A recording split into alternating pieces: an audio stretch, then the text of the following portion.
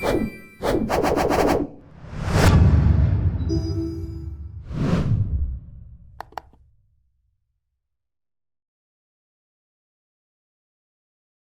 welcome and thank you for coming, and I am really, I'm very heartened to see so many people are interested in an application of art therapy that is about working with, in our dualistic system, what we call organic illness. Добро пожаловать, и очень радостно всех видеть. Очень мне тепло на сердце, что так много людей заинтересовалось этой темой и хотят узнать побольше о том, как применять в жизни практику работы с вот такой дуальной, можно сказать, системой, которую мы часто используем именно с органическими заболеваниями. It's often said in art therapy that our creativity is a force of nature, like rivers running, like clouds moving. В арт-терапии очень часто говорят о творчестве как о силе природы. Да, то, что заставляет течь реку, расти растения, тоже заставляет и нас творить. And one of the roles of the art therapist is to help to activate within the person their own self-regulating, self-directing, self-healing capacities.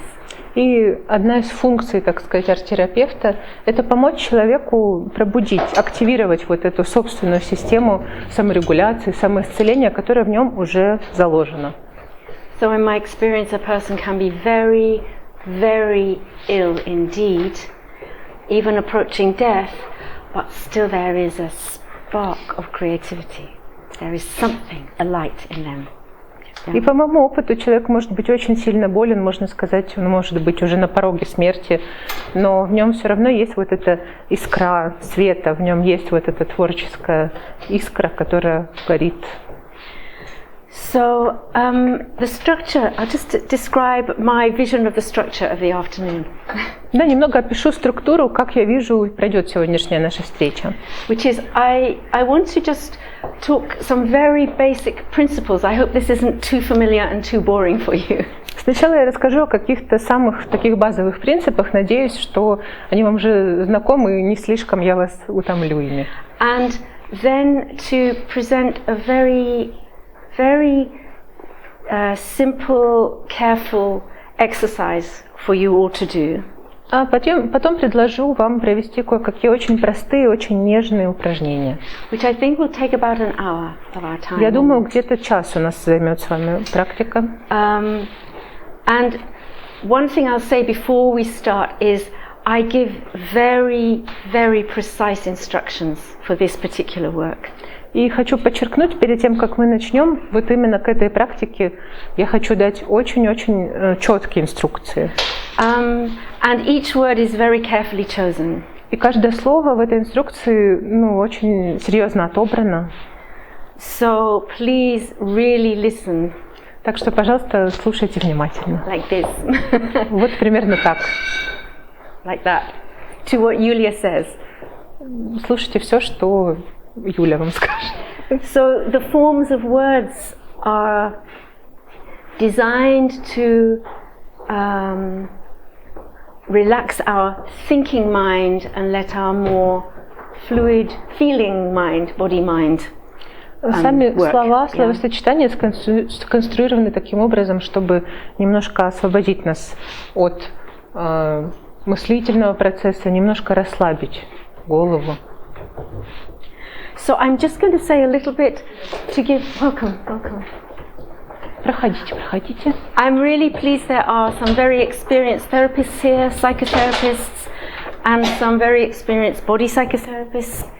And it's very important when we do our exercise that when you get into your little groups, you make sure in your group there is an experienced body therapist, body psychotherapist, dance movement therapist, yeah?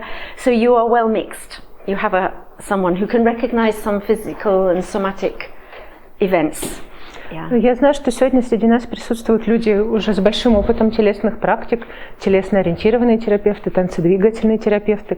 И когда мы будем с вами разбиваться в мини-группы, пожалуйста, убедитесь, что в вашей группе есть такой человек, потому что нам нужно будет, чтобы был опытный специалист, который хорошо распознает телесные разные феномены, события. So I want to acknowledge, say hello to all the people watching, maybe from their own homes or their offices, maybe watching on their own, not with a group. Также хочу поприветствовать тех, кто смотрит нас онлайн. Может быть, вы делаете это в группе или самостоятельно. So you can do parts of this exercise on your own. Части из этих упражнений, из этих практик вы можете делать самостоятельно. The most important thing is this is the quality of listening you bring to yourself. I don't know if you can focus in on this picture. Не знаю, видно ли вам вот эту картинку, но это то, на чем я хочу, чтобы вы сосредоточились. Вот эта черта, эта способность услышать, которую следует обратить на себя сегодня. This picture for me represents a quality of listening. Эта картинка для меня про вот такое слушание. Such that the most seemingly inert and passive being, or object as we call them, comes alive, seems alive. Это слушание такое внимательное, что, казалось бы, самый неживой, самый инертный объект, да, эта ракушка, становится живым, становится субъектом. So this is the quality of listening I invite all of us today to bring to ourselves, inside our surface, and our interface with the world, and especially for people at home. If you're following the exercise, go very slowly and sit with yourself and bring this quality of listening to your own body and mind. Да, именно такой способ слушания, такое глубокое вслушивание я предлагаю применить, обратить к себе, к тому, что у нас внутри, к тому, что происходит в нашем взаимодействии с внешним пространством, особенно если вы смотрите онлайн. So we are taught very strongly, I think, in our languages and our education system, in industrialized societies, to view the world as subject and object.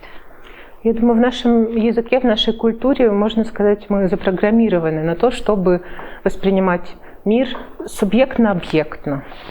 So in quantum physics this is nonsense. А в квантовой физике это, конечно, полная чепуха. In ancient spiritual traditions this is nonsense. Как и в древних духовных традициях, это тоже ерунда. This is a kind of illusion. Это иллюзия. Born of our structure, our anatomy, our cognition. This subject-object. Да, это невозможно при нашей конструкции, при том, как мы устроены. Невозможно вот этих отношений субъект-объектных. You can see, maybe from this picture, that if you pay the right kind of attention to a whelk, this is this shellfish, this whelk, you will hear what it's saying. Из этой картинки мне нравится образ того, что если вы достаточно внимательно обратитесь даже к такой вещи, как ракушка, да, это просто раковина, моллюск, вы услышите, что она вам говорит.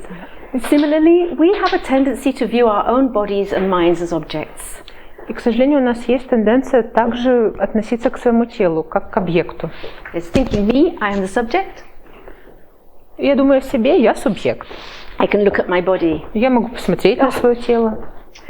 Too fat, too thin, too tall, too short, too слишком old. толстая, слишком высокая, слишком худая, слишком низкая. Плохой цвет, хороший цвет. Smiling, crying. Like some object, yeah? Как объект, да, улыбается оно или грустит. And we take, like our car, we take our body to the hospital to get fixed by the mechanic. И как мы машины на техосмотр, да, если они сломались, отвозим, так и в больницу тело, если приболели, отводим к врачу. So a lovely writer called Thomas Berry used a sentence which I used as the heading for a chapter I wrote a few years ago. He said, "The world is not a collection of objects, but a communion of subjects." Есть такой замечательный писатель, can you repeat the name of the author? Thomas Berry. Томас Берри, да. И я использовала его цитату как вступление в свою главу, которую я писала несколько лет назад, про то, что наш мир — это не собрание объектов. It's not a collection of objects, it's a communion of subjects. Да, это коммуна субъектов. So I'm just saying all this kind of background because I want you to really attune to kind of sensing your own inner aliveness. That this is not an object, it is a process, and it is fluid, and it is changing, moment to moment to moment to moment. Я говорю эти вещи, чтобы просто немножко ввести вас в контекст, чтобы вы настроились на то, чтобы воспринимать себя как субъект, как чувствовать свое тело как живое, как процесс, как флюид. It's not even an I, it's 90% microbes and water. Так, когда мы думаем о себе, это даже не я, это 90% микробов и воды. Moving ecosystem. Это движущаяся экосистема. So this is relevant because if we look at images like this, is just a few of the healthy person, the spiritually enlightened person, the saintly person, the person who is really the model of sanity, benevolence, vitality. If we look at these images in many cultures. Да, это все имеет значение. Вот здесь вы можете посмотреть несколько картин. Я собрала из разных культурных контекстов, которые изображают человека, который находится в гармонии. Он олицетворяет собой витальность, осознанность, жизнь, и он в контакте с собой. What we often see is an image of the person situated in an environment where everything else that is alive is also in harmony with them. И часто мы видим, таких людей изображают в какой-то среде, которая точно так же наполнена живыми существами, субъектами, и с которыми они в гармонии. They are not a separate pure atom in a muddy world. Да, они не какой-то отдельный атом в мире. They are absolutely harmonized and integrated with what we call the environment. Они абсолютно включены, интегрированы в среду. And really importantly, I think, is that they are co-creating the environment. They are also the environment for all the other beings. И, на мой взгляд, очень важно, что они также являются сотворцами этой среды, то есть они также влияют на нее, как и она на них. So these images can be an inspiration for us as to what we really mean by health and well-being and sanity. На мой взгляд, такие образы могут стать для нас вдохновением относительно того, что мы подразумеваем под быть здоровым, быть в гармонии, быть с собой на связи. So, would you like to? Do you want to move over here? Может быть, хотите, чтобы вам тоже было видно, передвинуться чуть-чуть дальше? So, forgive me, I'm going to refer to my notes because there is so much I could say and I don't want to say too much. Знаете, я вернусь к своим конспектам, просто чтобы не упустить ничего важного, я могла бы говорить на эту тему бесконечно, поэтому я сделала себе четкий конспект. Okay, so a lot of ancient healing traditions, most indigenous healing traditions, they view the health of one person as fundamentally connected to and dependent upon the health of the whole field, which might be their family, their ancestry, their land, the gods and spirits, the beings of the earth. One person's health requires all this to be balanced, like these pictures, yeah? Во многих древних первобытных культурах, племенах, традициях мы сталкиваемся с такой системой отношения к здоровью человека, к целительству, как то, что здоровье одного человека зависит от среды, от того, как себя чувствует его семья, как себя чувствуют потомки, предки, как себя чувствует окружающая среда. То есть они все в одной такой системе, которая должна быть сбалансирована. And part of this process also includes the ability of the person to extend their vision inside the body as well as outside into the world.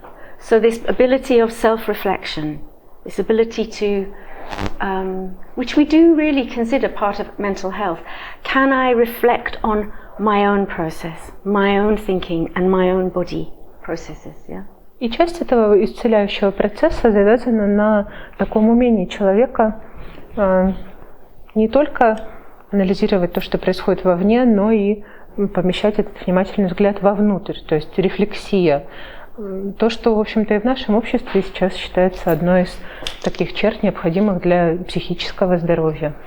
And again, something we find in indigenous traditions and some really modern healing practices is the idea that if you can really use this technology of the body to scan and see, in a kind of metaphoric sense, the inner workings of the body, then you can interact with those in a way that supports healing, that catalyzes healing or supports healing. И как в вот этих исцеляющих традициях древности, как и в некоторых современных таких традициях, мы имеем дело с вот этой способностью внутренне увидеть, да, все, что происходит внутри, осознать эти процессы и таким образом взаимодействовать с ними, как бы катализируя, пробуждая процессы исцеляющие.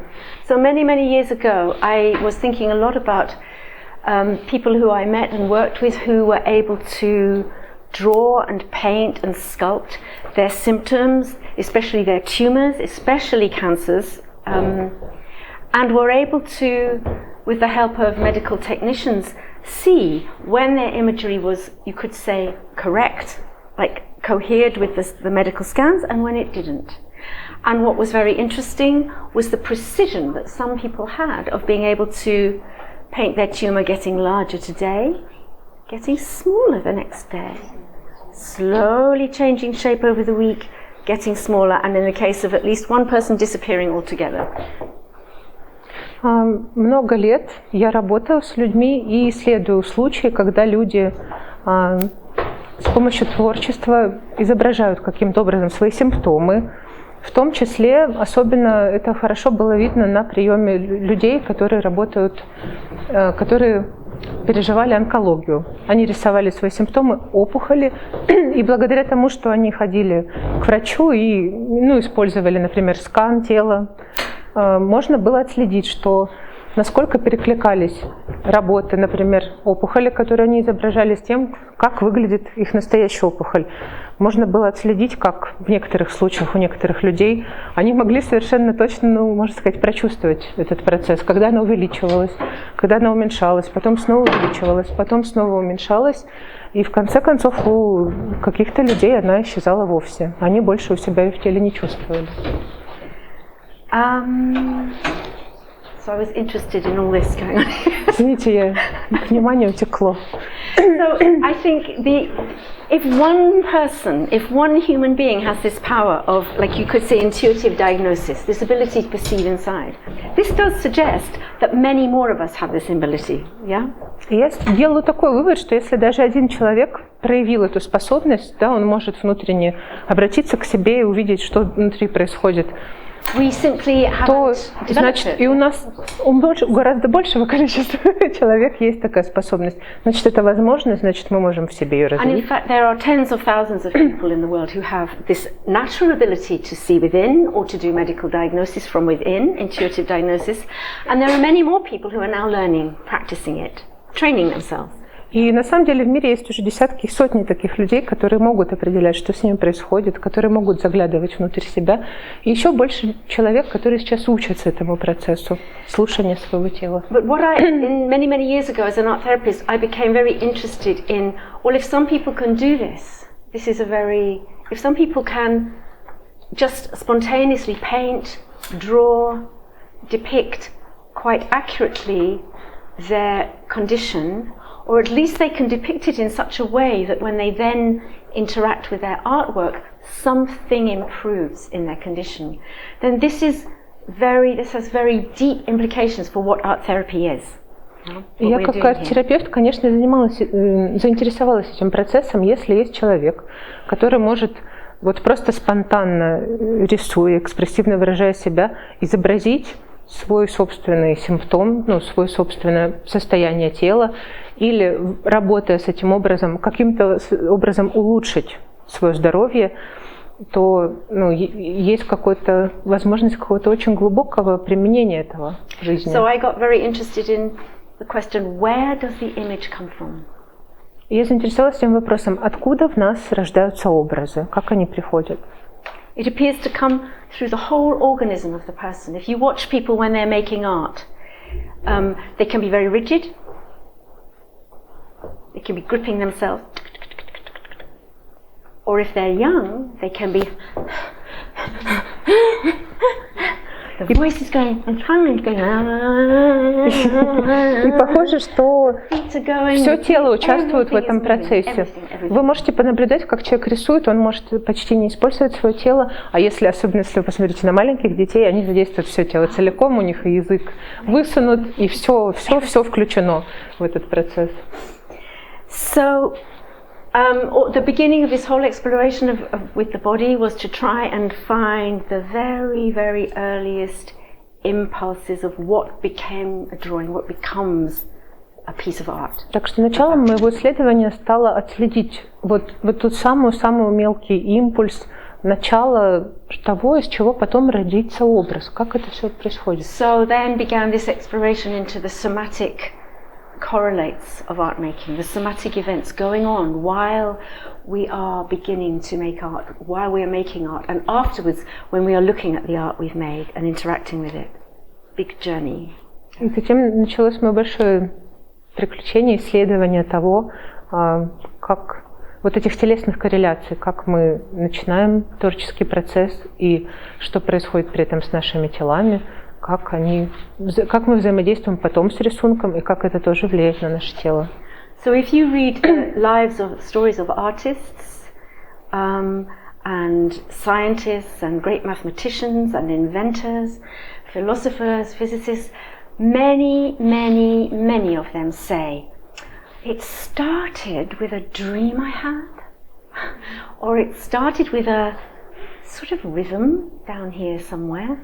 Если вы почитаете многие интервью или биографии ученых, художников, поэтов, разных личностей, вы можете увидеть, как они говорят, все это началось с того, что мне приснился сон, или с того, что сначала я почувствовал ритм, зародился в моем теле. I think Anna Akhmatova wrote about this, and our Virginia Woolf wrote about this, about some little... The poem begins as a kind of pulse, long before the words come and the images come. Мне кажется, Анна Ахматова про это писала, еще про это писала Вирджиния Вульф, про то, что часто стих рождается из какой-то пульсации, которая начинается задолго до того, как сам стих явится на свет. So I'm always researching these stories, and I found out a new one recently was that Niels Bohr, the physicist, his notebooks apparently were not full of equations and mathematics; they were full of drawings. Я все время в поисках таких интересных наблюдений, заметок. Из последнего Нильс Бор, физик, у которого, как оказалось, блокнот полон не каких-то формул и вычислений, а рисунков. Он все время что-то рисовал. And Einstein said a lot about the imagination is primary. Your imagination is most important if you want to solve problems and invent things. И Эйнштейн про это очень много говорил, что на первом месте стоит воображение. Сначала воображение. Если хотите решить какое-то уравнение или разобраться в чем-то, сначала надо начинать с творчества. So I think of the word imagination. I am not talking about so much wild fantasy, science fiction, floating away somehow. И когда я говорю про это слово воображение, я не имею в виду какую-то фантазию, уход в какие-то миры, в какую-то научную фантастику. More how some information from this hugely complex organism, which is a system of systems, this hugely complex thing, how this can communicate to the conscious mind by bringing things into imagery, bringing things into form. So the imagination is like an intermediary language, and we go, oh, I just had an idea. О чем я говорю? О том, как участвует тело в этом процессе, наш организм, который представляет собой систему систем. Очень много всего там происходит. Как он может доносить, коммуницировать вот этот образ в наше сознание? Что позволяет проявиться образу? Как он доходит до нашего разума? So the exercise we'll do in a while, it involves this quality of very quiet listening to this system. И упражнение, которое мы с вами будем практиковать, оно также будет включать в себя вот это качество слушания внимательного, о котором я говорила, вот этого вдумчивого внимания к себе, чтобы услышать, что хочет сказать эта система. So just to say a little bit about what I've synthesized to create this way of working is a lot of study and learning of the Feldenkrais method. If you've heard of Moshe Feldenkrais. Что я хочу подчеркнуть, некоторые вещи, которые в процессе исследования, на что я обращала внимание, очень многое взяла из метода Фельденкрайс, если вы знаете про этот метод, если я правильно его произношу. So he developed a lot of practices for adults to do to rediscover the natural movements that babies make. Да, этот специалист, он очень много создал практик движений, которые помогают нам заново как бы открывать вот эти естественные движения, которые были у нас в детстве. So how postural problems that we develop through our adult life can be eased and liberated by traveling back to what the baby's body naturally knew how to do without effort. Yeah. И как многие наши нынешние телесные зажимы, проблемы могут улучшиться, если мы вернемся к тому самому опыту, когда ребенок первоначально открывал свое тело естественным образом. But for me, the most important thing he said, for our purposes today, was that he said, if we quieten the white noise of strain and effort and trying and working, if we quiet that white noise, then we can hear what's little nuances of what's going on inside us. И цитата, которая мне очень нравится у него, которая сегодня нам очень пригодится, она про то, что если мы заглушим вот этот белый шум старания, напряжения, что-то сделать, очень когда мы пытаемся, то мы услышим вот эти маленькие нюансы, вот эти малейшие движения, которые происходят внутри. So for me, this is almost like a mantra for life. И для меня это почти как мантра для жизни. Every time you notice the white noise, the volume of the white noise going up, this is a useful sentence to remember. И да, каждый раз вы можете вспоминать об этом, когда чувствуете, как увеличивается громкость вот этого белого шума, да, вокруг вас. So the other discipline that informs this, this was all while I was trying to understand more what are we really doing in art therapy? What is really going on from the whole organism? And how is it people can heal themselves with their paintings? Their paintings can be like medicine. I really wanted to understand what we are doing. So the other discipline that informed this was the practice of authentic movement. Еще одна дисциплина вот этого моего изучения, как арт-терапевты, да, чем на самом деле мы занимаемся в арт-терапии, как рисунок, как творческий процесс может исцелять, а я верю, что он действительно исцеляет людей. Вот то, что мне очень помогло в исследовании этого процесса, это аутентичное движение.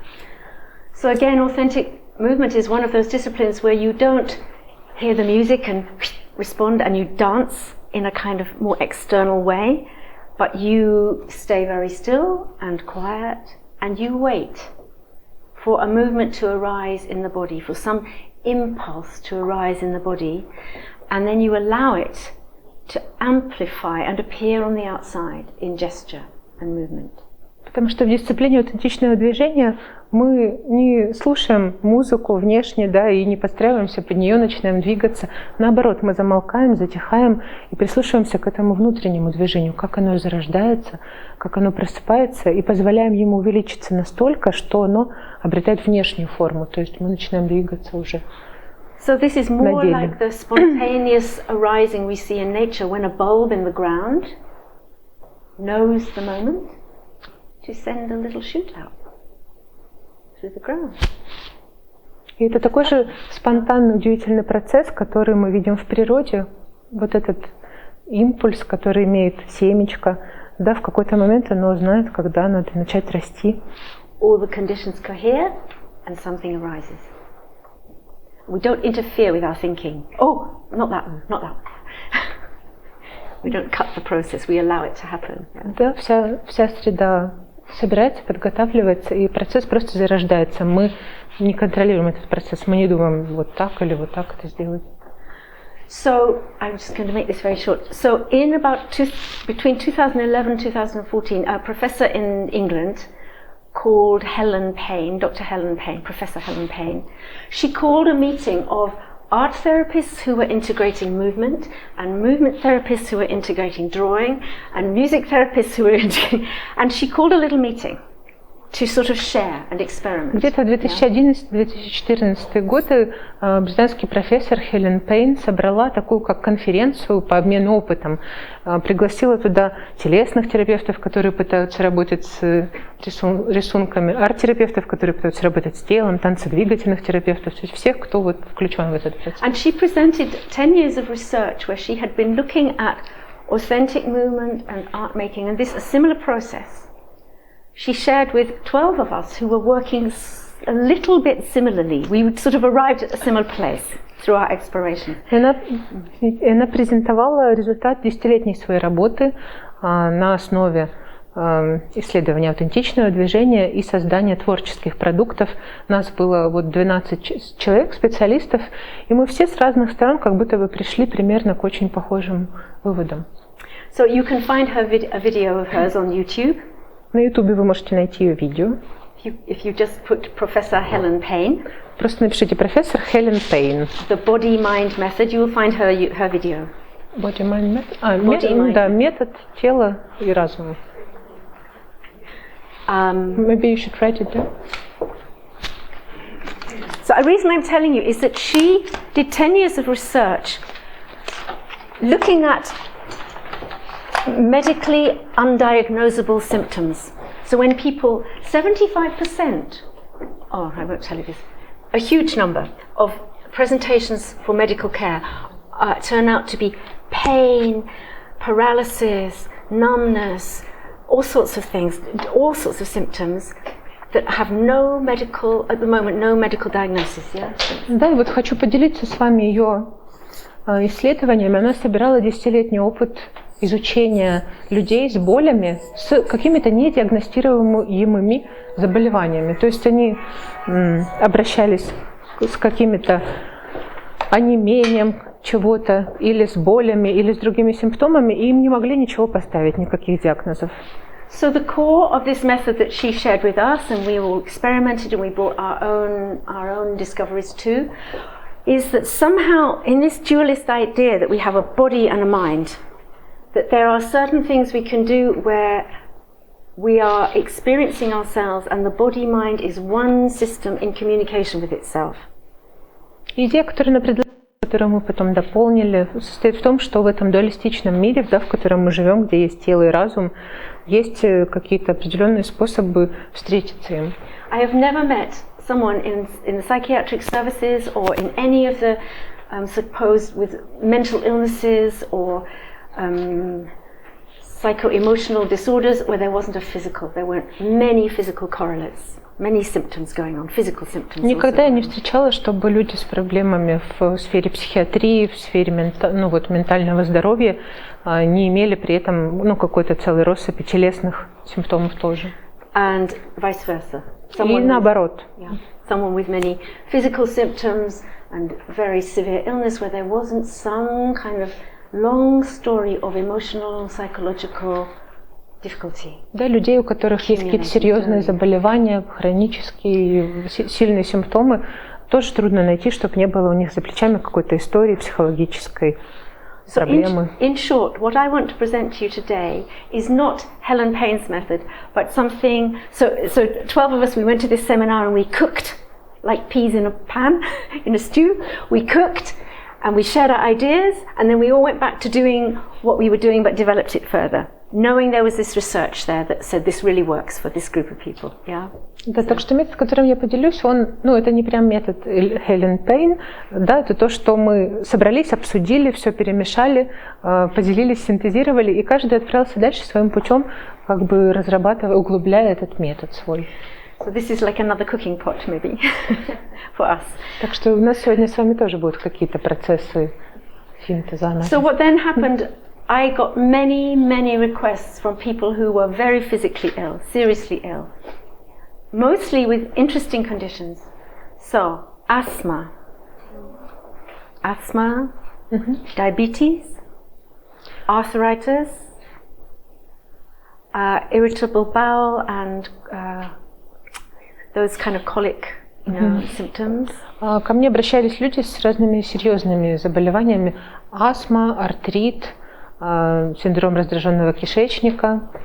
What was after? Диабет. Yes, and I started to use this particular way of working with these people, with, I have to say, spectacular results. Я стала применять с ними такой метод работы и, должна сказать, получила ошеломительные результаты. I was used to long, open-ended art therapy, not one session, like. Я привыкла, что арт-терапия работает долгосрочно, а тут происходили изменения просто за один раз. So I want to share this with you because I think if we as human beings can refine and develop this ability to self-scan, self-regulate, self-heal, this has enormous implications for healthcare worldwide. Так что я хочу поделиться с вами этим методом, потому что, как мне кажется, вот эта возможность, способность воссоединиться, заново найти с вот этой своей возможностью сканировать тело, да, понимать, что в нем происходит, может применяться повсеместно в медицине, в здравоохранении и кардинально изменить картину. So Helen Payne works mainly with people with, we call them MUs, they're medically, in English, medically undiagnosable symptoms. Эта женщина работает вот с людьми, которые страдают от недиагностированных расстройств. And I seem to be working with medically incurable. А я чаще работала с людьми, которые, можно сказать, медицински неизлечимы. So when you're told, I'm sorry, there's nothing we can do. Да, люди, которым говорят, извините, ничем не можем помочь. Больше медицинской помощи никакой не можем предложить. Or you can take these very strong, powerful pharmaceuticals.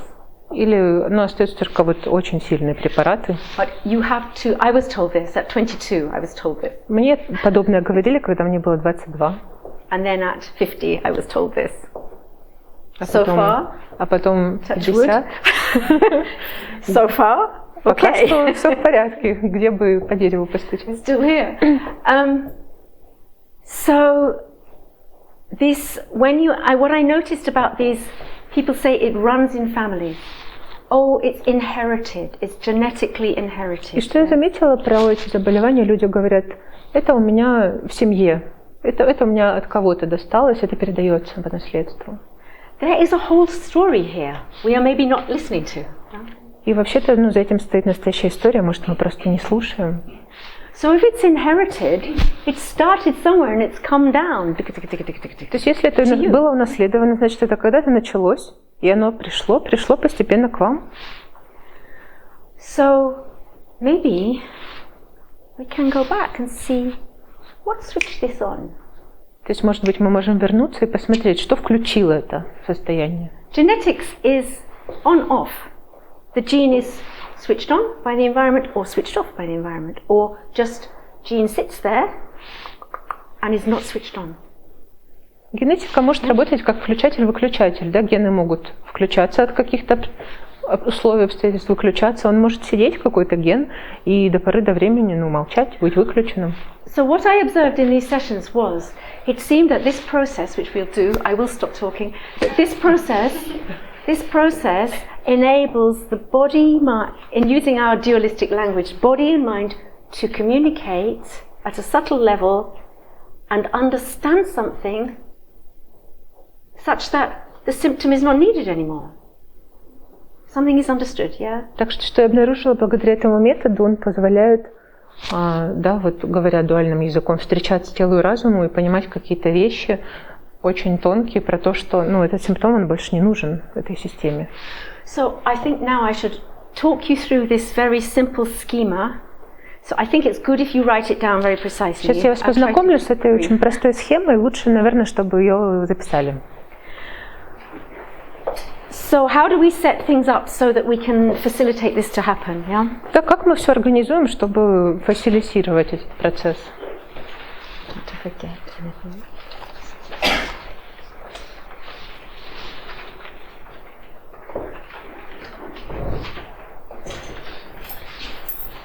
So, first of all, you will, when I say, you will find your little group of 3 people, one of whom has got experience with some kind of somatic awareness. This is important.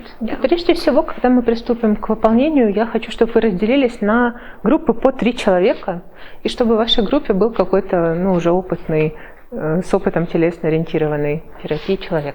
And you will take it in turns to do this exercise if you want to. И вы втроем сможете по очереди это упражнение делать, если, конечно, захотите его сейчас проделать. And what we have asked Roman to do is to sort of scan the room so people watching from home can get an impression of how this works, the pace you go at, how it works, but they won't be hearing any very personal dialogue or anything. И мы попросим Романа, чтобы камера просто проехалась по нашим тройкам, чтобы люди просто увидели, как выполняется этот процесс, с какой скоростью, какие там могут происходить дела, но при этом, чтобы никто не слышал какой-то личный разговор, которым вы делитесь, какие-то истории ваши. So first thing is you're going to choose something to work with, something real in your life, yeah? Сначала я предложу выбрать что-то, с чем бы вы хотели поработать, что-то, реальное из вашей жизни. So only if you feel very self-responsible and very safe, choose some big health condition or big situation in your life. Но только попрошу выбирать какой-то действительно серьезный симптом, заболевание, которое передается, только если вы чувствуете себя очень безопасно и со всей ответственностью подойдете к этому процессу. You can do. Это можно тогда тоже сделать. Нормально. Просто убедитесь, что вы знаете, что вы делаете. You can choose a small tendency you have, the tendency to get headaches, the tendency to overwork, the tendency to lose your temper. Но вы также можете выбрать какую-то маленькую тенденцию, которую за собой замечаете. Тенденцию к головным болям, тенденцию перерабатывать, тенденцию, может быть, быстро вспыхивать и раздражаться. Some allergies, some digestive. Может, какую-то аллергию, может, какое-то легкое расстройство, которое тоже для вас свойственно. Some maybe something you go over on your ankles a lot. Something, some health condition, maybe not so huge, but something. Да, что-то маленькое, может, не такое значительное. Or some emotional kind of habit. Или какую-то вашу эмоциональную привычку, которую вы замечаете за собой. And the first thing you're going to do is you're going to sit very quietly and you're really going to take your attention like this, very softly inside. And you're going to go to a body part or to where you most feel that symptom. И первое, что нужно будет сделать, это сесть тихо, в спокойном состоянии и очень мягко поместить свое внимание внутрь тела на тот орган или на ту часть тела, где ваш симптом или ваша привычка вами ощущается сильнее всего. So this is the basis of all the mindfulness practices that have come out of Buddhism and the Buddhist psychology that says if you really want to free yourself from pain, get really close to it, go right to meet it, become friends with it. And go all the way through it. Это принцип, который вы можете встретить во всех базовых техниках осознанности, mindfulness, еще из буддизма, который гласит, что если вы хотите справиться со своей болью, посмотрите на нее прям близко-близко, внимательно, подойдите как можно ближе, подружитесь с ней, пройдите эту боль до конца и расстаньтесь. So you go and you just feel it. And then you can ask yourself, what kind of shapes do I sense here? Any kind of movement here? Any kind of impulse, and then you're going to have a piece of paper, quite a large piece of paper, and you're just going to breathe and let this somehow be expressed on the paper, anyhow, yeah? Так что вы обращаетесь внутрь, к этой вашей части, к этому вашему органу, и просто слушаете внимательно, появляется ли какая-то форма, появляется какой-то импульс, движение. После чего вы можете взять листок бумаги перед вами, вы можете просто дышать и каким угодно способом просто позволить родиться этой форме на бумаге. So this is not doing a drawing to represent what I'm feeling. Это не рисунок, чтобы символизировал то, что я чувствую. Нет, это прямо экспрессия ваших ощущений. So it's about noticing what you're doing inside yourself. Are you doing this inside yourself, or are you doing this? Заметьте, что вы внутри с собой делаете, какое движение. Force there, or maybe it's very quiet. Какая жизненная сила там присутствует? А может быть, она очень тихая. So just going to allow that with some energy from your body to come onto the paper. Просто позвольте этому, с помощью какой-то энергии из вашего тела выйти наружу. These are quick drawings. Это очень быстрый рисунок. Unedited. Не редактированный, не анализированный. However they appear. Вот как появляется, так и хорошо. It's important. Это очень важно. Then in your groups of 3, you'll find a little space to work. Потом в ваших тройках вы найдете себе пространство, чтобы дальше работать. And in turn, you do this. So, if I imagine this. Oh, this. I'm going to play with this. So imagine this is my drawing, yeah. It's lines everywhere. И вы проделаете вот эту такую работу, которую я сейчас покажу, по очереди. Представим, что это мой рисунок, вот полно линий. Maybe my problem is dizziness. Да, например, у меня головокружение, это моя проблема. Maybe, yeah. And stress. И стресс. Yeah. So I'm looking at this picture. Так что я смотрю вот на этот рисунок. So what I'm going to do is embody this picture. Now I look at it and I go, if I was to do with my body now like this, like a musical score, if I was to embody this picture, how would I do that? И мы проделаем с рисунком следующее. Если бы, да, воплощаем его с помощью своего тела. Если бы я была вот этим рисунком, как бы я себя вела, выглядела? Softly, when you really feel it, you ask yourself the question, or one of your witnesses can ask you, how do you feel about yourself? How do you perceive and feel about yourself in this position? Да, вы находитесь в этом состоянии, воплощая собой рисунок, вы можете задать себе вопрос, или ваш свидетель может задать вопрос. Как ты чувствуешь себя вот в этом состоянии? Интересно. And then, how do you perceive and see the world and the rest of life from this position? А следующий вопрос: как я воспринимаю мир и окружающую жизнь из этого состояния? Например, я не могу отсюда ничего видеть, это все плоское. Все отделено от меня. Anyway, that's an example. Это просто пример. First stage. You embody it, and you just thought, oh, how do I see myself? Oh. Это первая стадия, да, мы воплощаем вот этот образ в себе и спрашиваем себя, как мне в нем, что происходит. This next question is the most important. You get the words right. This is most important. Следующий вопрос самый важный, с которым вам нужно будет поработать. You can either ask yourself, or one of your witnesses can ask you, one of your two partners can ask you, what is the next most natural thing that wants to happen? И вы можете спросить себя, или ваш партнер может вас спросить, этот самый важный вопрос, какое следующее, самое естественное действие готово родиться, может родиться. And you do it. И сделайте это. The wording is really important.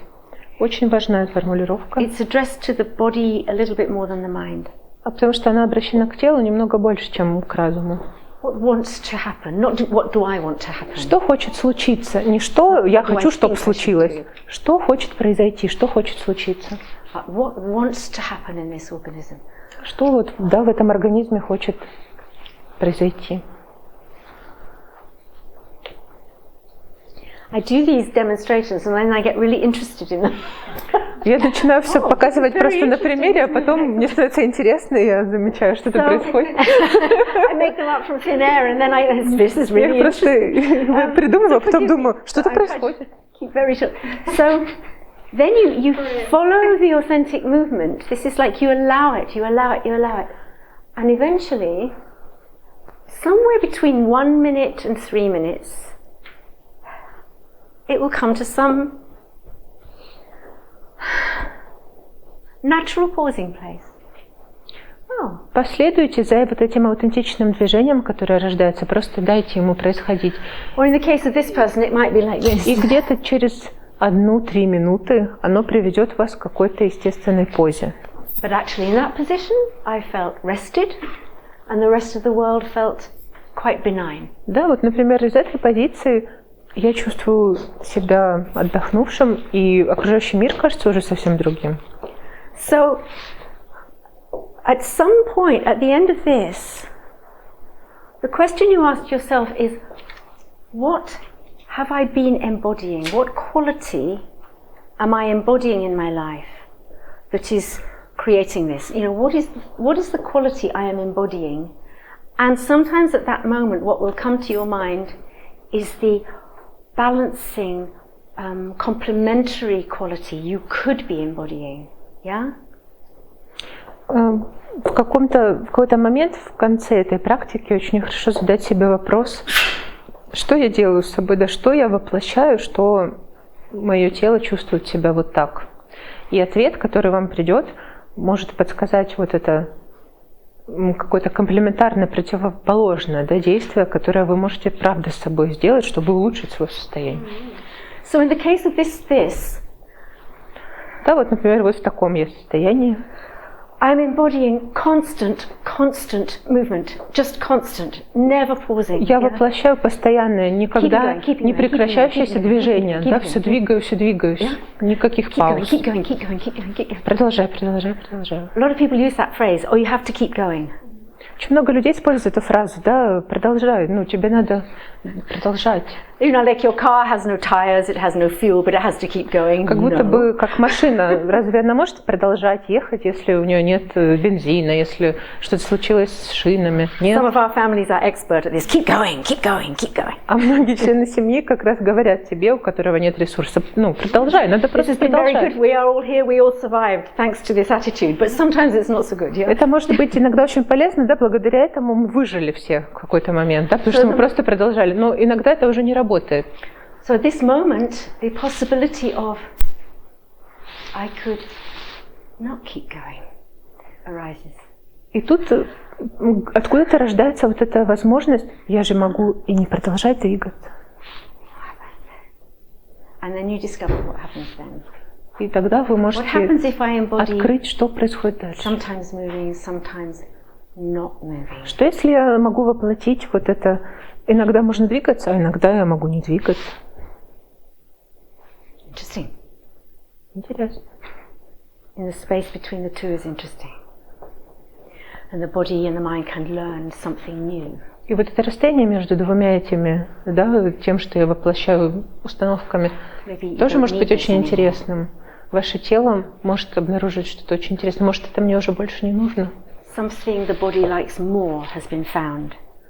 Ваше тело может найти то, что ему сейчас больше нравится.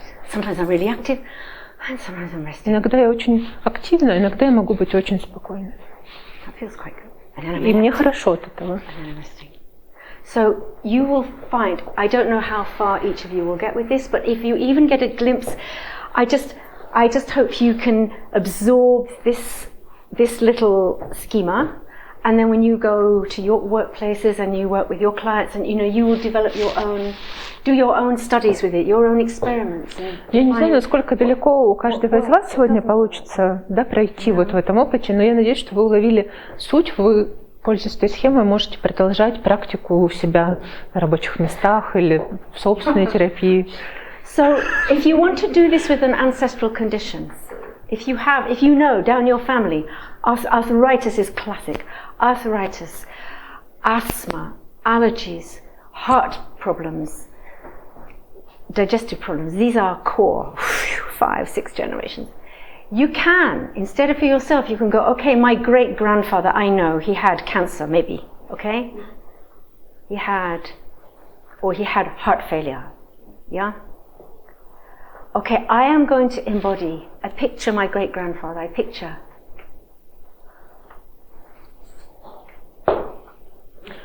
И, например, вы можете начать работать с какими-то действительно состояниями, которые были у вас в роду, да, например, астма, артрит, сердечные проблемы, желудочно-кишечные проблемы, все это очень типично наследуется. И вы можете обратиться к кому-то из предков, например, 6-5 поколений назад был дедушка, у которого была опухоль, рак или сердечная недостаточность. И позвольте себе воплотить его симптом. Да, что это был за дедушка? You embody your как ему было? Ancestor. Вы можете воплотить своего предка. You ask, who was the first person I know in my family who had this? И вы можете спросить себя, кто первый человек, вот самый первый человек, которого я знаю в своей семье, с которого это началось. So I'll give you a very quick example, then we'll start. Очень быстрый пример. Example was here in Russia.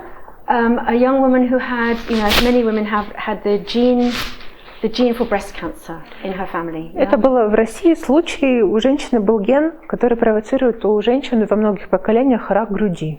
I asked, who do you first remember in your family had cancer? И я спросила, кого ты помнишь в своей семье, у кого вот первого началось вот опухоль груди? Grandmother, I think, not great-grandmother. Grandmother, I think. И это была бабушка. So she embodied her memory of her grandmother. И она воплотила телом воспоминания о своей бабушке. Что-то вот в таком духе это выглядело. Something like this. And then she drew. И потом она нарисовала. And then she stepped into the drawing and she moved. And what she felt was this, all pulled in, very tight, throat, jaw. И потом она встала на рисунок и начала вот это движение. Она почувствовала себя все зажато горло, все очень стянуто.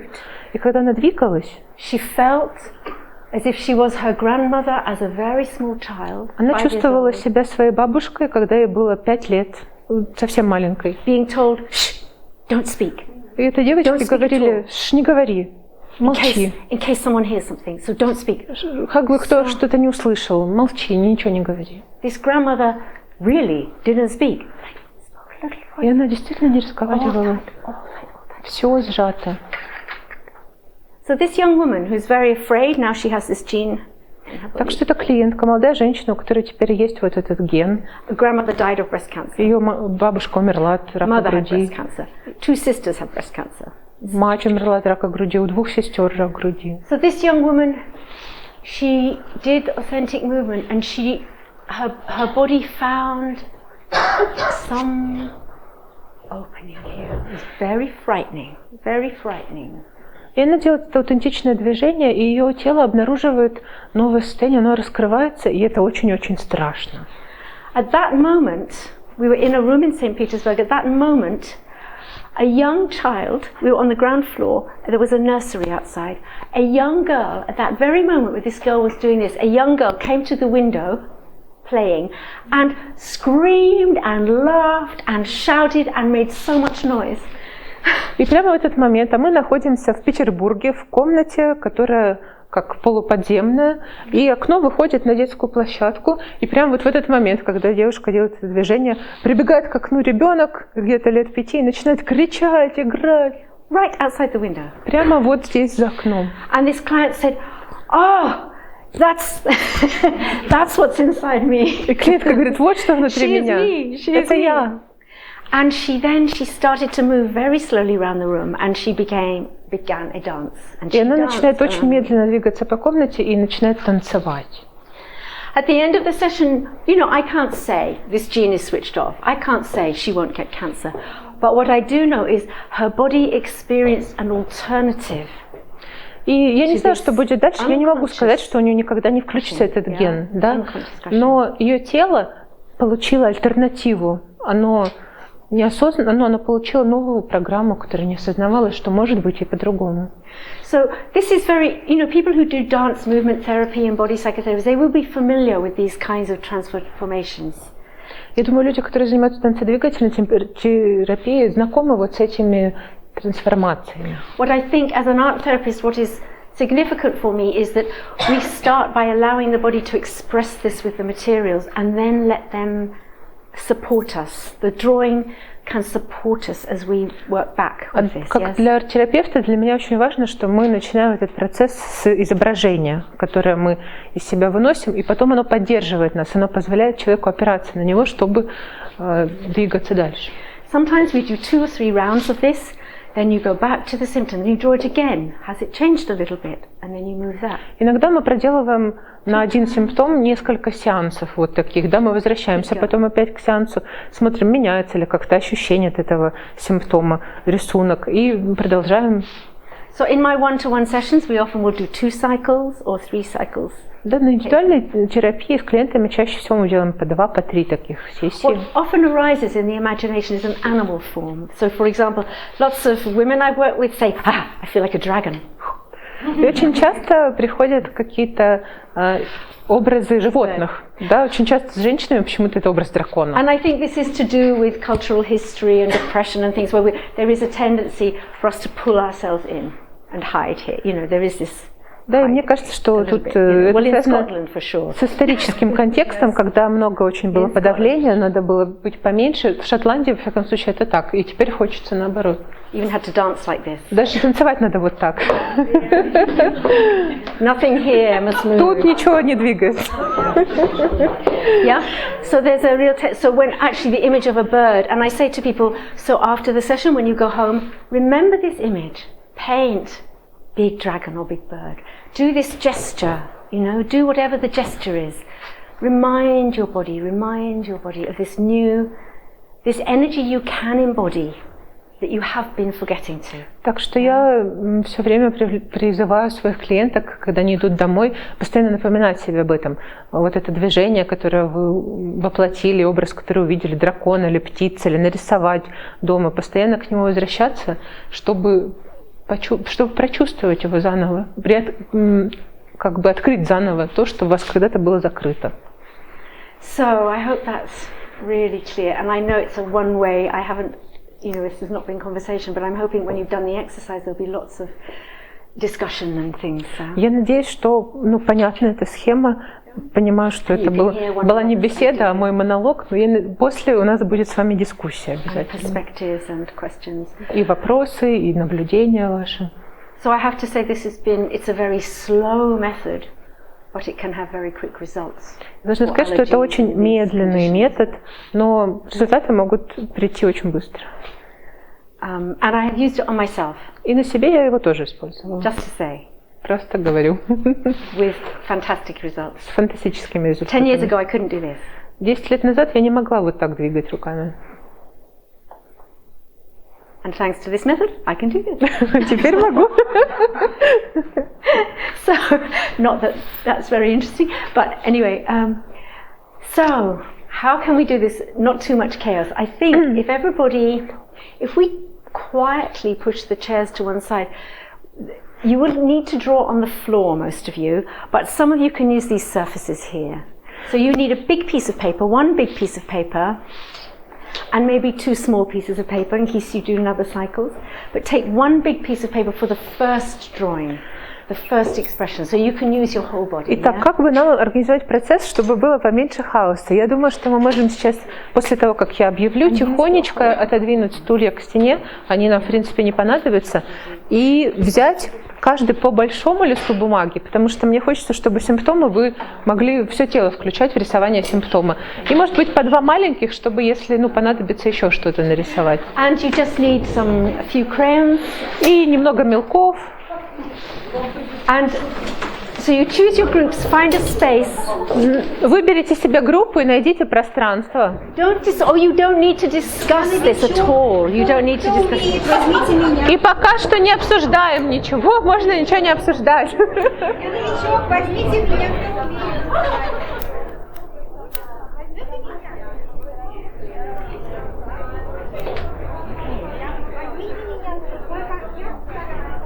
Is this okay?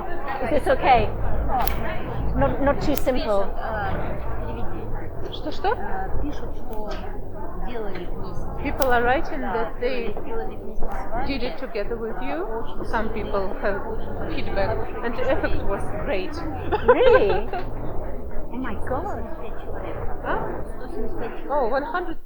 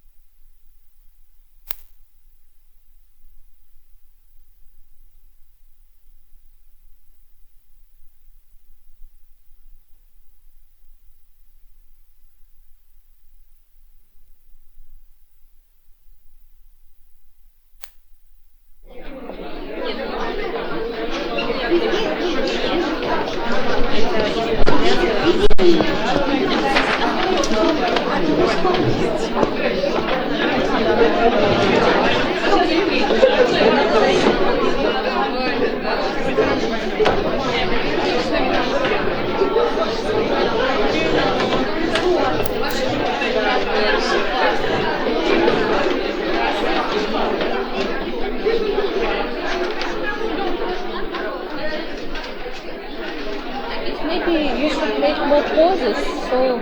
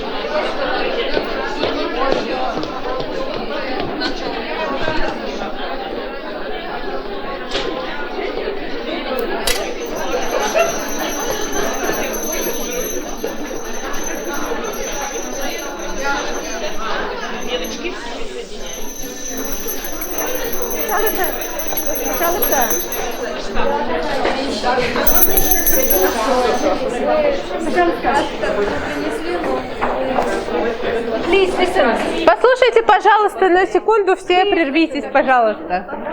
Please listen. Please. Пожалуйста, послушайте. This is very очень важно. Очень важно. That you have a space away from the energy fields of your partner. Очень важно, чтобы вы немножко раздвинулись от партнеров. У вас своя энергия, у них своя энергия. А то вы пересеклетесь, у вас будут общие симптомы. Second is very quiet because you need to take. Второе, нужно, чтобы было очень тихо, потому что нам надо погрузиться в себя.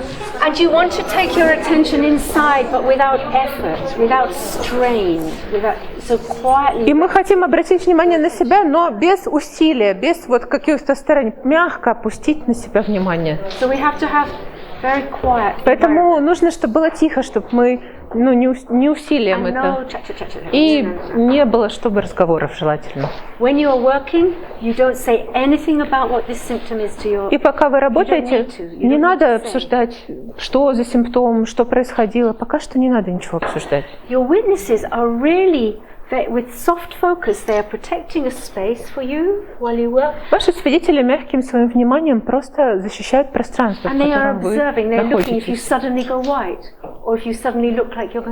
И они наблюдают за вами. Вдруг вы очень побледнеете, или вот сейчас как будто бы потеряете сознание. Ну, они просто следят за вами. Has everybody found their space? Все ли нашли себе место? So we're going to do something before you do this exercise. We're going to do something. Кое-что сделаем вместе до того, как вы еще прям приступили к упражнению. I want you to put your hand on your heart. One hand on your heart. Одну руку на сердце положите, пожалуйста. Just feel. И почувствуйте его. You can press. Feel. Можете прям надавить, вот почувствуйте свою грудь. Another hand. You're going to feel. Your little personal space. А другой рукой почувствуйте свое личное пространство. Сколько вам сейчас надо?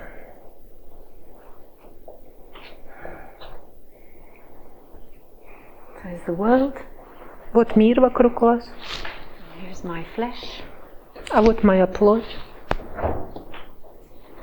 And feel your heart rate quieten.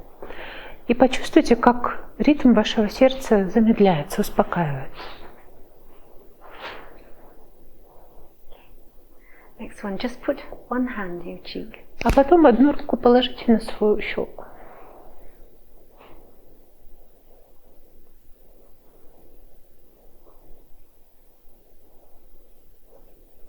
One hand on your forehead. На ваш лоб. One hand on your heart. Одну, а вторую на сердце.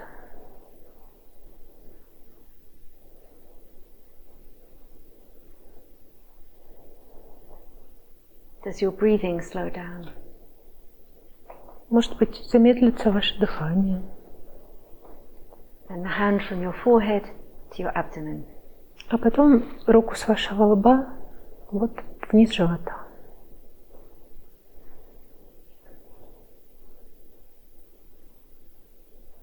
Feel your pelvis and your legs and your feet on the ground. Почувствуйте ваш таз, и ваши ноги, и ваши ступни, как они стоят на полу.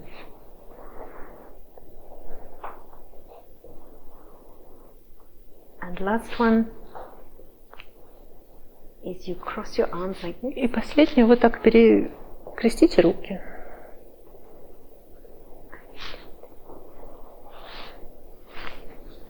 This is called. So this I learned. This is a new version of an exercise I used to do. Это новая версия упражнения, которое я часто делаю. This is very sweet. This was from Yulia Savik, who lives in St. Petersburg. Это от Юлии Савич, специалиста, которая живет в Петербурге. She calls it butterfly hug. Оно называется это объятие бабочки. This is to comfort. Это чтобы успокоить, To calm. чтобы прийти в себя, To soothe this meridian here. успокоить вот эту вот свою область. So I'm showing you these because when we're working in these groups like this, and this is an experiential exercise, nonetheless, real traumas can pop up. Я вам рассказываю про сейчас вот эти позы, потому что мы с вами работаем на практике, да, и несмотря на то, что это учеба, может вскакивать настоящий травматический опыт. So especially if you're working at home and you're on your own. Особенно если вы работаете сами дома, помните об этих позах, которые помогут вернуться к себе. You can hug. Можно себя обнять и немножко покачаться. So these are self-soothing, self-comforting, heart rate, blood pressure lowering gestures. Это такие самоуспокаивающие жесты, которые могут понижать давление, успокаивать пульс. So this is somatic self-care. Это такое, как телесное самоуспокоение, самозабота. So when you're doing this exercise, I don't want you to do body work with each other. I want you to have hands off.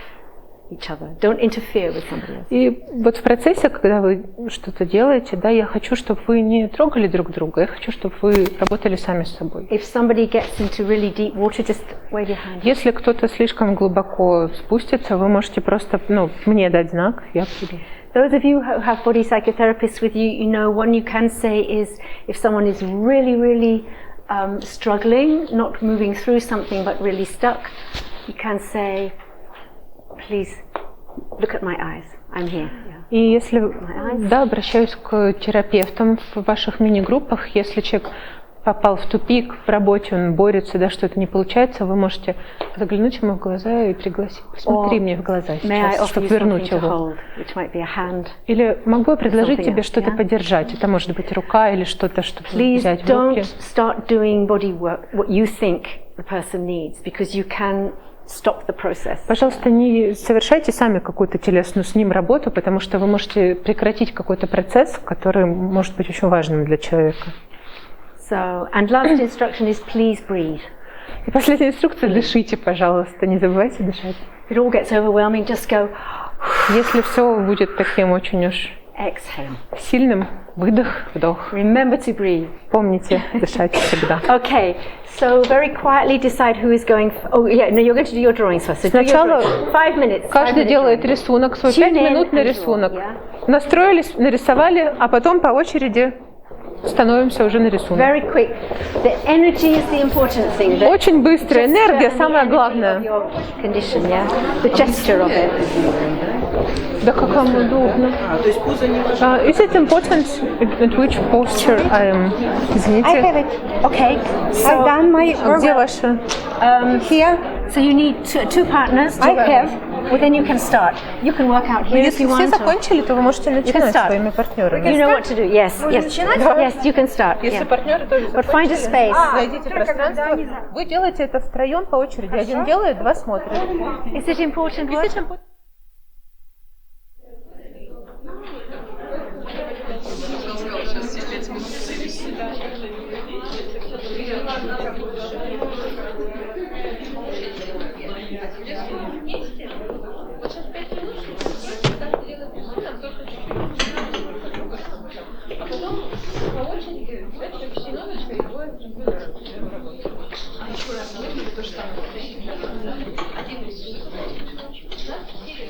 Сейчас 5 минут на то, чтобы каждый настроился, нарисовал симптом, а потом уже по очереди начинается работа каждого. Один работает на листе, а двое смотрят.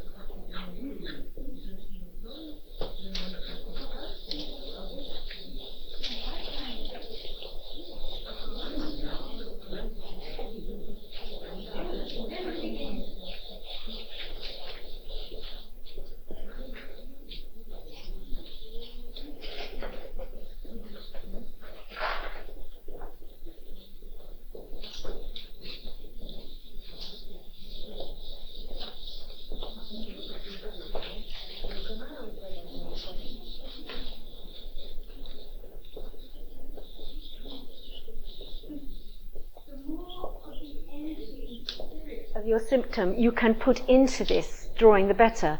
So the more so if you are squeezing something inside yourself, the more you can put that energy into your picture, the better. Чем больше будет экспрессии, энергии вашего духа в этом симптоме, тем больше потом можно будет проработать. Прямо все можно выдавить из этого симптома на бумагу. And it doesn't have to look like anything. И этот рисунок не должен ни на что быть похож. Да, мы не ищем какие-то образы. And you can start with your eyes closed. Можно прям закрытыми глазами начать. Yeah, just see what happens. Trust.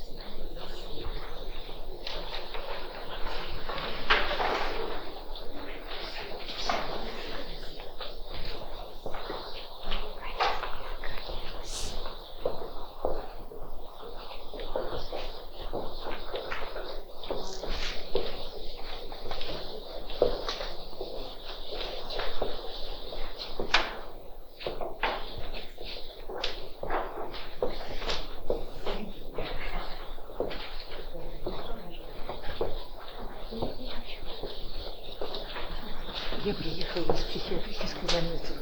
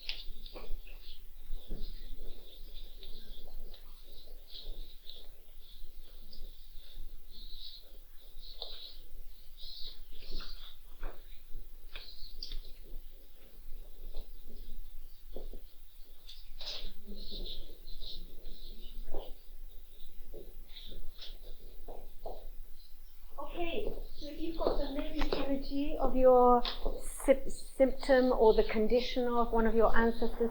If you've got something down on the paper now, I can see most of you have.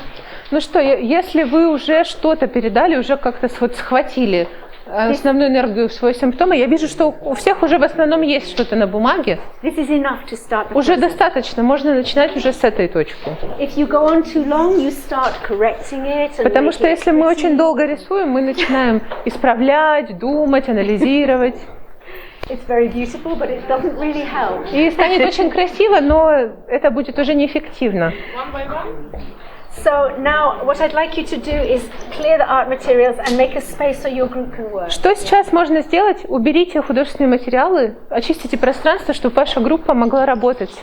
I think a group could work out here in the Можно lobby вот here. в холле кому-то выйти, там есть место. Very important to have some space to do this. Очень важно, чтобы у вас было немного места для каждого. Could you say to them, people who've used these crumbly pastels, if they could lift their paper carefully and tip the broken pastel into a waste bin, because otherwise you damage the floor, yeah.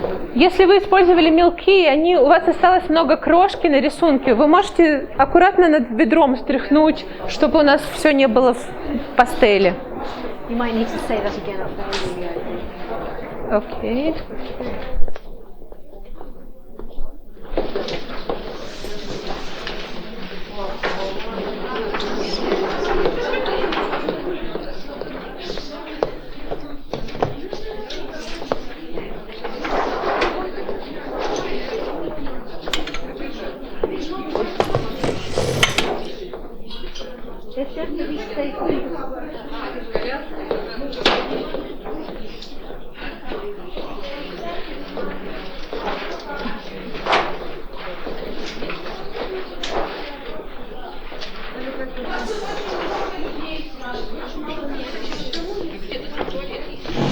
Прямо по курсу.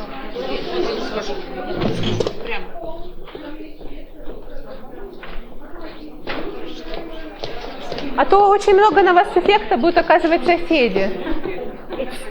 Our electromagnetic, communication will. У нас, знаете, электромагнитное излучение у всех тоже есть. Беверли, and what distance should we have from one another? I mean, this is okay. Ну вот у вас нормально. But these groups А here, тут прямо очень близко все. one of these groups, you need to go and work somewhere. Одна из этих групп, пожалуйста, куда-нибудь. No, it's too. Очень много, очень мало места вам надо больше пространства.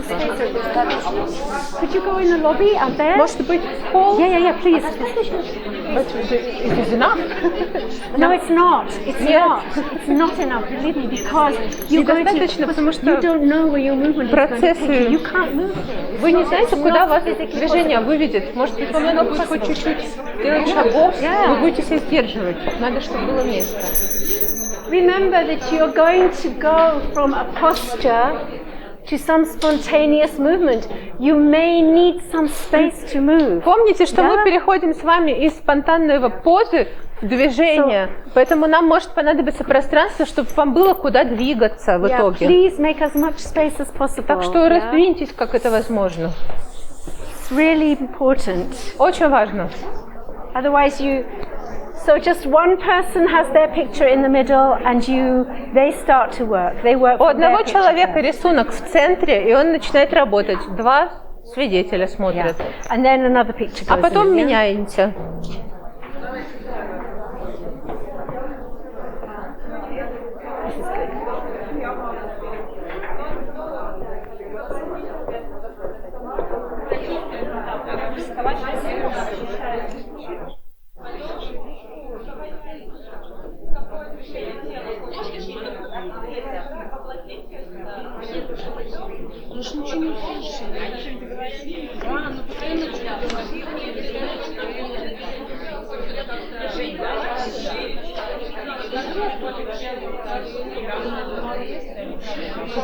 Она сказала, идите в холл, мы уже пошли, пойдемте в холл. Если она что-то скажет, она ходит и все смотрит. Она подошла к нам и сказала,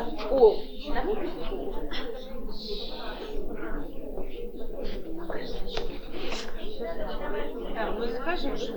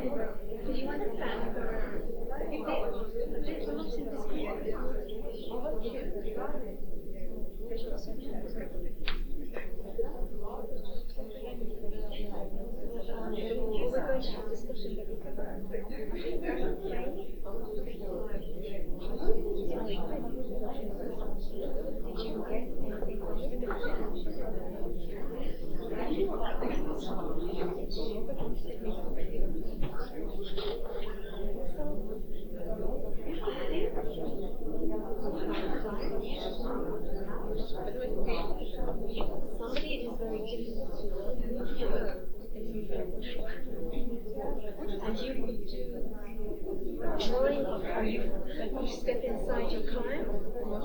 If you were your client. Or you could choose someone else to do it.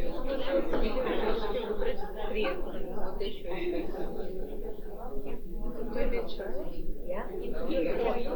Yeah. Just step inside, feel. Try it. Well, you will get some insight into what she's doing. You make sense of what she's doing inside her.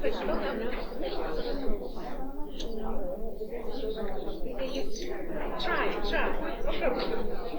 Пока есть время. Только возьмите теперь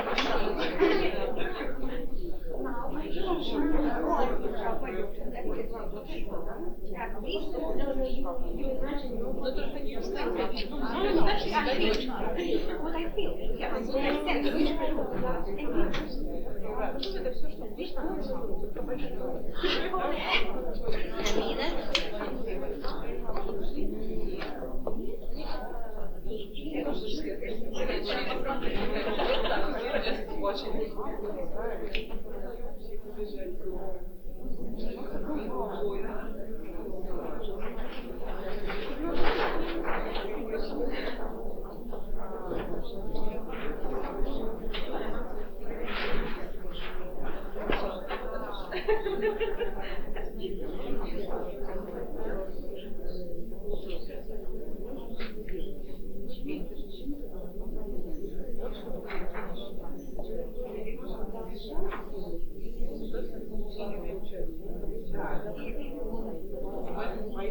So you know when you start when you feel something change.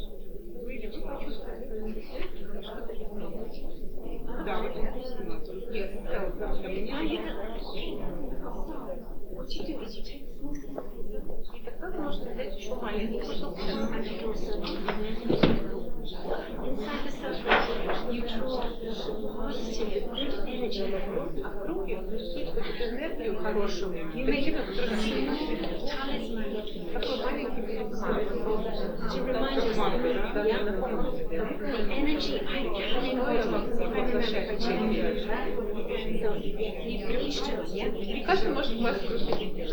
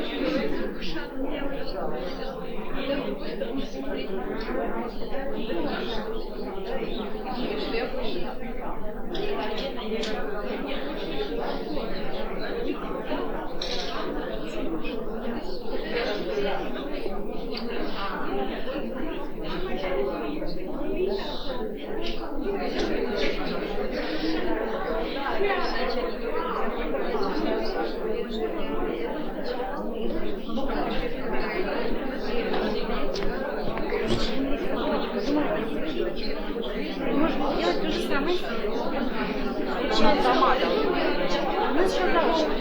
Можно другого человека понять. Влиять на него. Это же какой-то колдун тоже получается.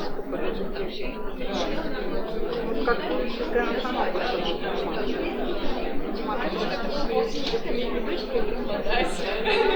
Там были мать,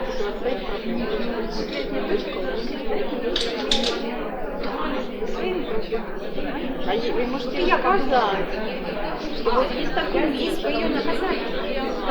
Конечно, она сама должна. Она онлайн находится. В Гонконге. Вы за нее нормально. Если не торговать,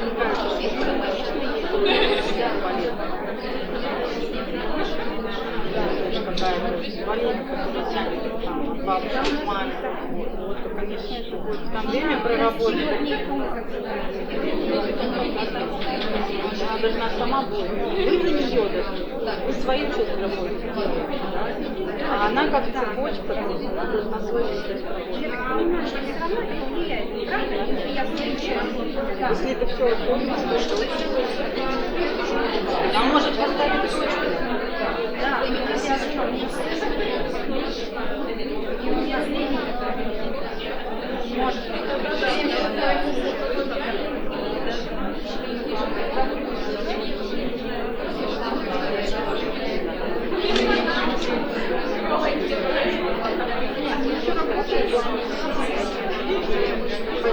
контакт с собой, да,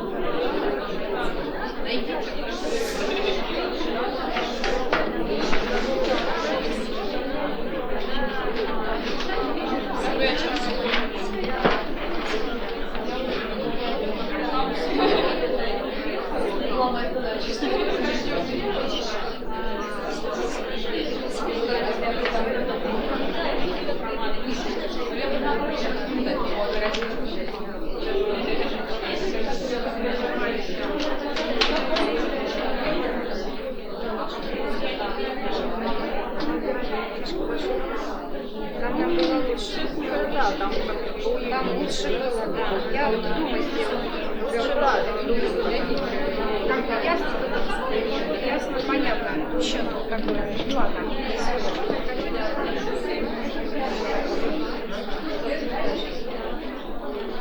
А вы не знаете, у нее есть книга? Я в первый раз перевижу тоже, да. Надо, наверное, у нее спросить. Может быть, какие-то каналы есть.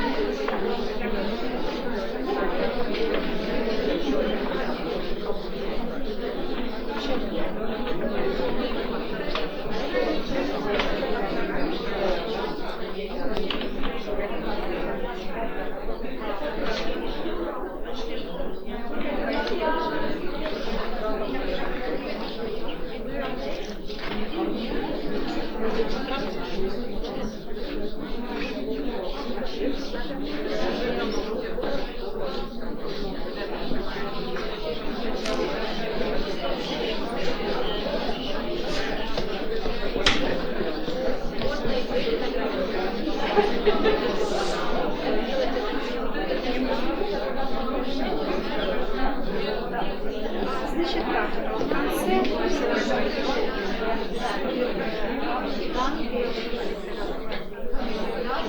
Что-то написано.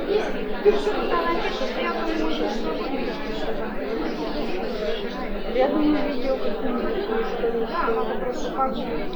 Я бы хотела, чтобы все.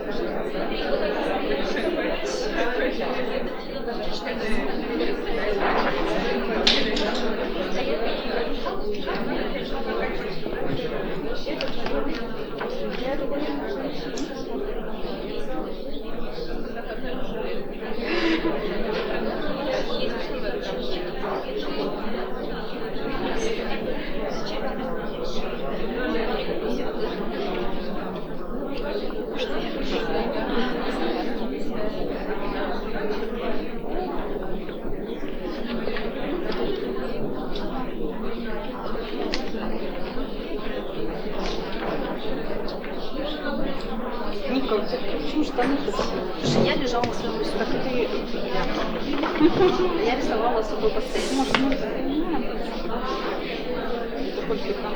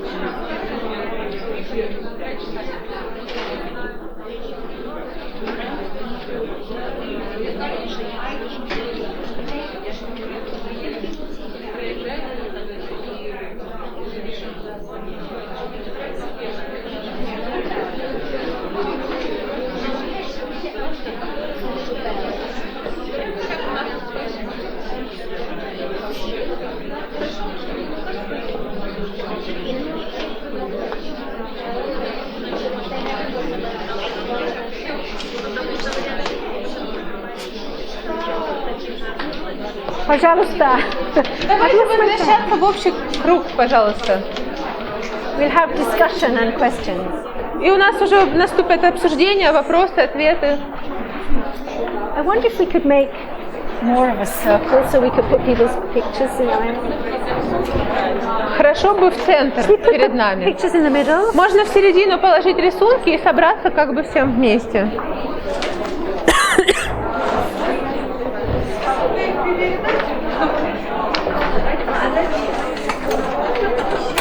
Возвращайтесь, пожалуйста, в общий круг.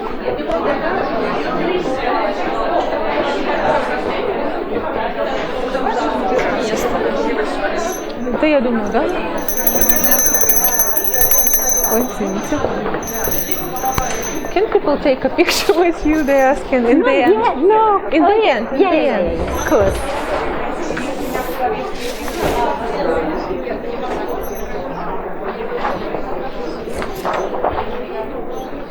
So please, let's put the pictures in the middle. Пожалуйста, кладите в центр ваши рисунки. So put them all together so there's no space. Можно чуть-чуть покучнее, чтобы все поместились.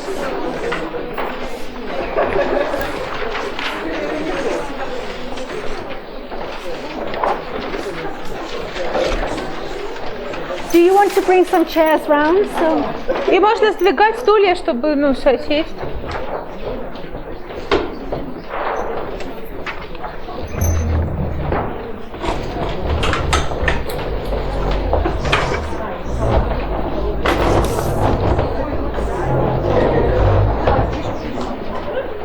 can I put this one here?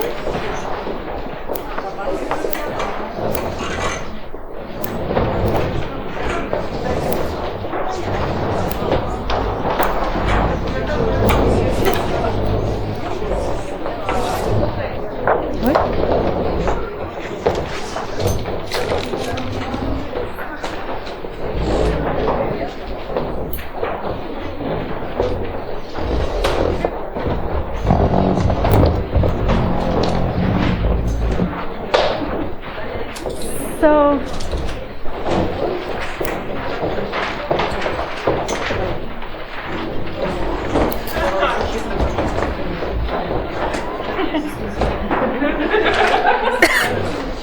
it will be great to hear your experiences, your observations and your questions.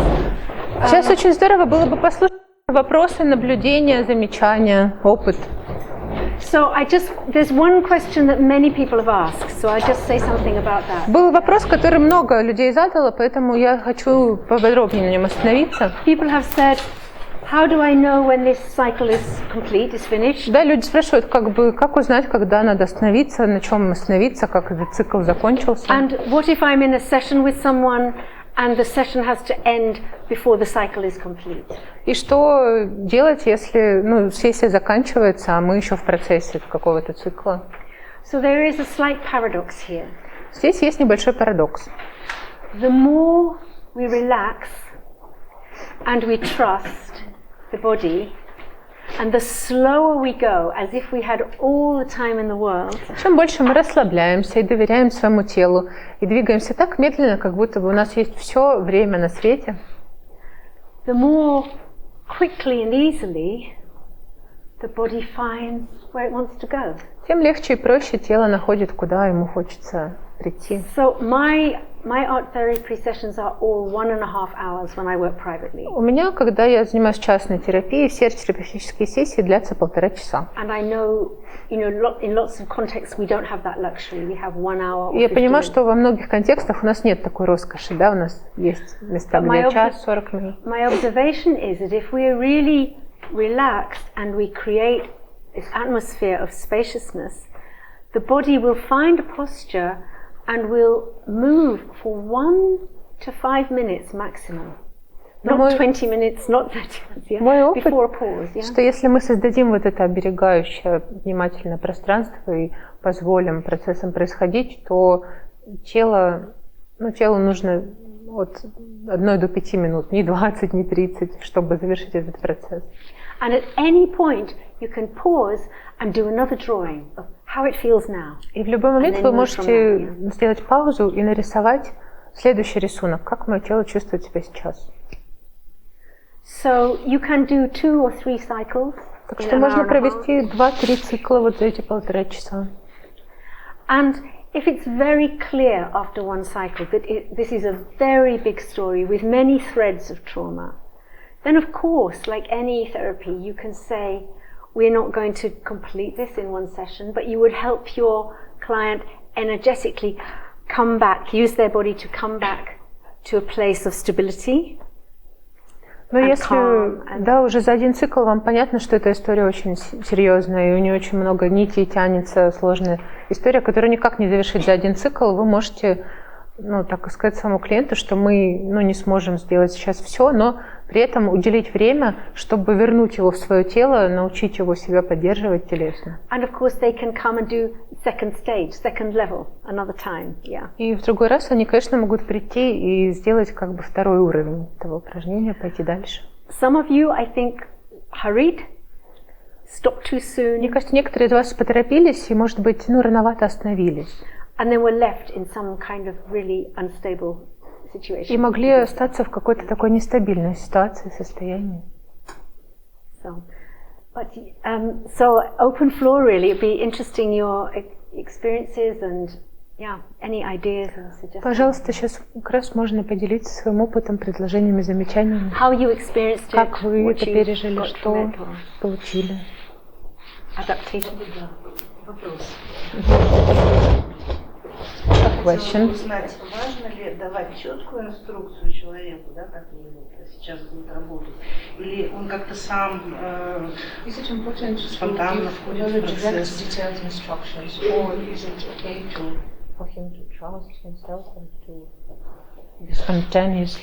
So, if you say to people, get into a posture and then allow it to become movement, many people will start directing the movement. They'll turn it into a dance. Смотрите, если вы скажете человеку, займи вот такую-то позу, а потом продолжи движение, очень много из них начнут строить план в голове, да, сейчас, я буду руководить этим движением. So, they might say, oh, I'm all hunched up. Oh, well, I must open up. И они подумают, да, вот я сейчас весь скрюченный, надо встать и расправить плечи. The ego, the everyday ego will be directing. Их каждодневное эго будет управлять ситуацией. The words, what next movement, next most natural movement wants to happen. That sentence construction, it doesn't ask your ego what you want to do. А вот построение этой фразы, какое следующее движение хочет появиться, да, оно больше не про эго, а больше спрашивает про тело. You have to listen. And as several people said, oh, it wants to get worse. Вам нужно прислушаться к себе. И несколько человек даже сейчас сказали, что состояние хочет ухудшиться, там еще хуже, еще хуже. And some people say, I just lay down and wanted to die. А кто-то сказал, что я хочу просто лечь и умереть. Well, all our ancestors have died. Что ж, наши предки все умерли. We carry the story of many deaths. Мы несем историю многих смертей. But what's some traumatic emotion that may have kicked off something in that moment, we may be carrying. We don't have that. We are not going to die.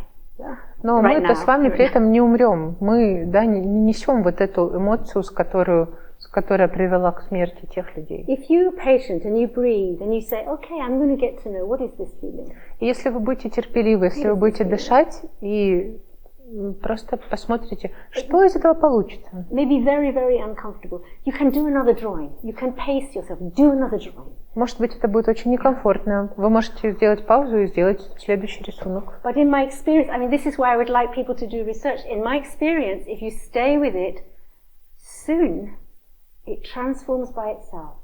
You keep asking that question, what most naturally wants to happen?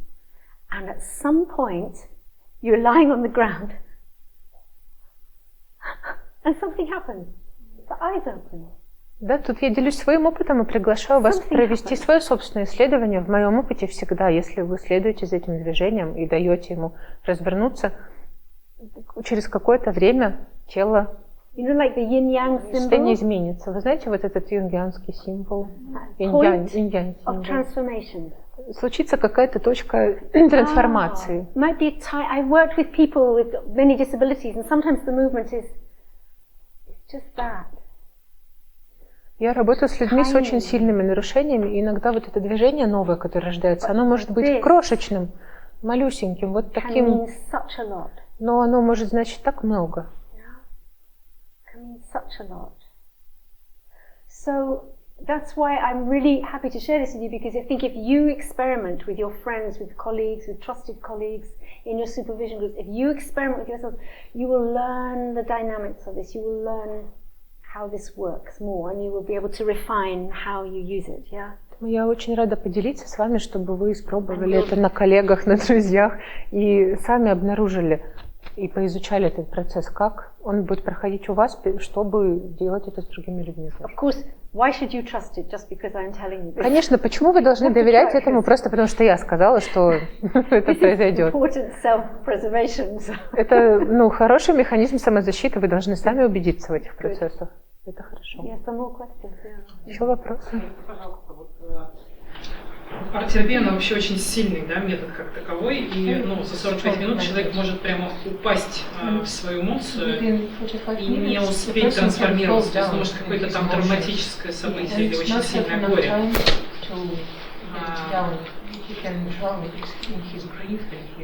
Есть какой-то, я не знаю, терапевтический прием, чтобы клиента отпустить, но он мог там справляться со своим горем сам.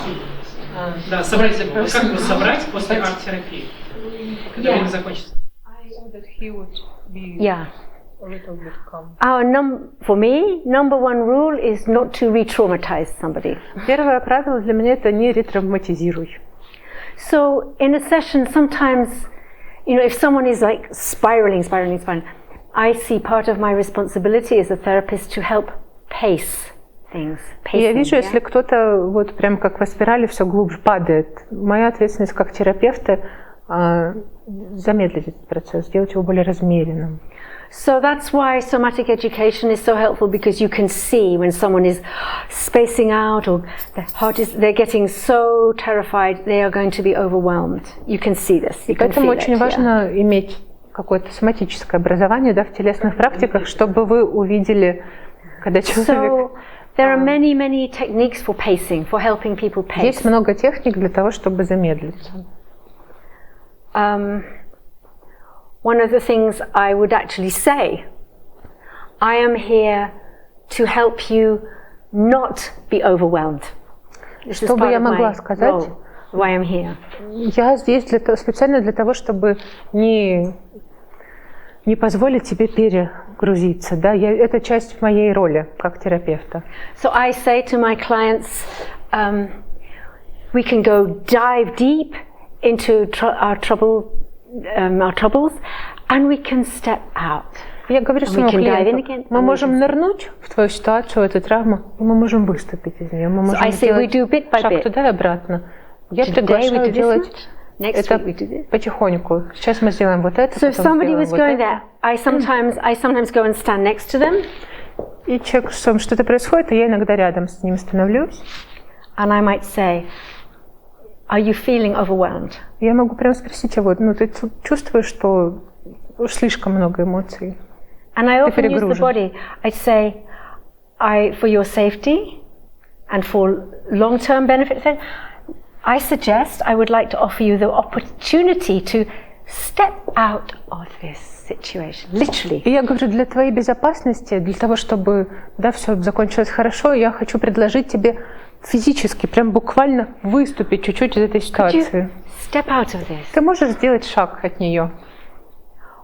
And draw a picture now of one tiny, beautiful or good thing in your life right now. И нарисовать рисунок прямо сейчас какой-то малюсенькой, крошечной вещи, которая бы поддерживала тебя, какой-то хорошей, красивой вещи.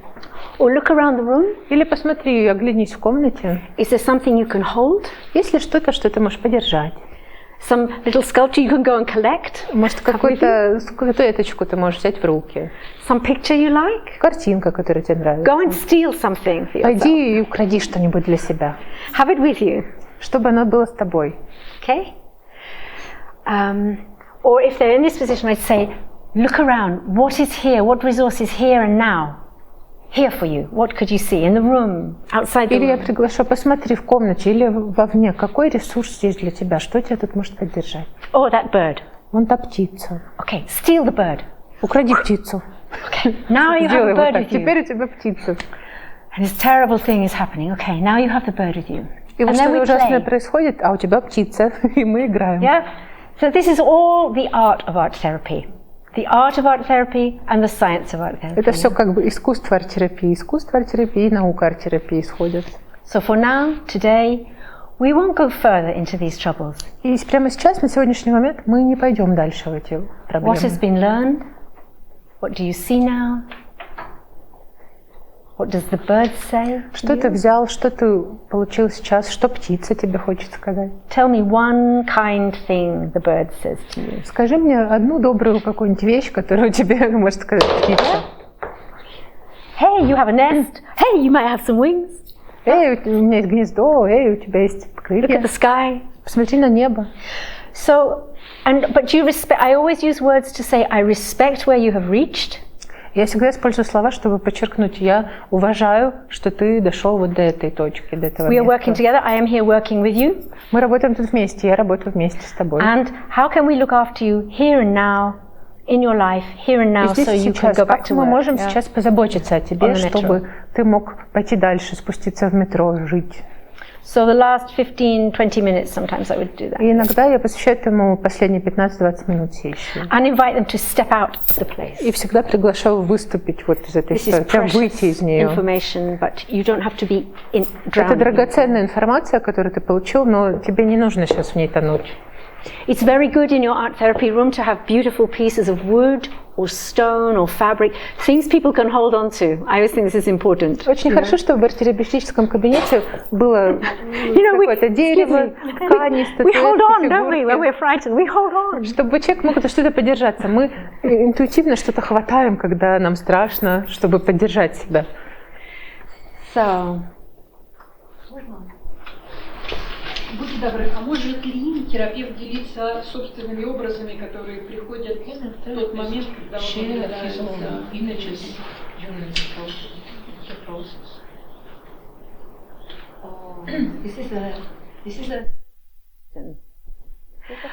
you know, in general we say, Тонкий вопрос. yeah, in general we say, no, give all the space to the person.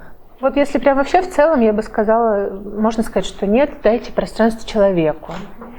If you are really attuned with your client, Если вы с ним очень настроены друг на друга, you will feel in your own body what they are feeling in their body. вы в своем теле почувствуете то же, что они чувствуют в своем теле. So the way I do that is if I'm with someone working, I might say, oh, I'm beginning to feel a little as if I had wings. И как я делаю это в своей терапии, я могу сказать человеку, о, я начинаю чувствовать такое ощущение, как будто у меня крылья растут. So I would say, oh, I'm having the sensation of. Я делюсь, как будто у меня возникает ощущение холода или огня. So I'm interested in what is happening for you. И мне интересно, а что с тобой происходит сейчас? Because if you're accurate, the person goes, yeah, huge wings. Потому что если вы аккуратно сонастроены, у человека тоже будет реакция, да, точно, крылья. There's something going on in my Или body. да, у меня тоже что-то происходит. If you're accurate, you can support their perception. Если вы точны, вы можете поддержать их восприятие. But you don't override, you don't dominate with Но your вы не навешиваете interpretation. на них, не доминируете своими образами. I tend to use that body resonance in my own body if I'm sensing something. Так что я использую именно резонанс тела, если я в нем что-то ощущаю. Yeah. So in that sense, I think it's okay. Так что в этом смысле, я думаю, это нормально.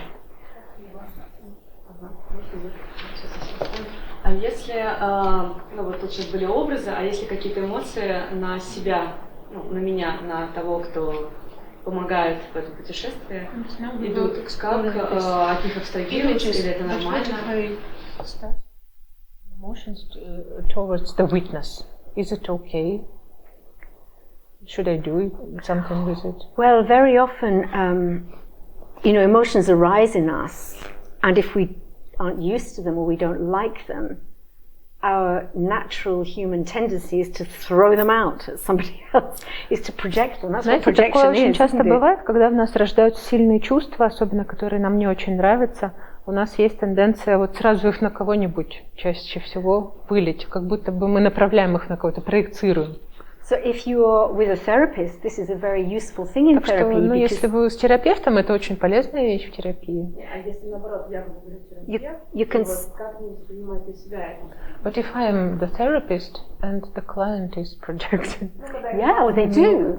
and my empathy is big, how can I take it but not be overwhelmed with it? Oh, this is all to do with training and practice. So, Ну, это как раз дело в практике и в обучении.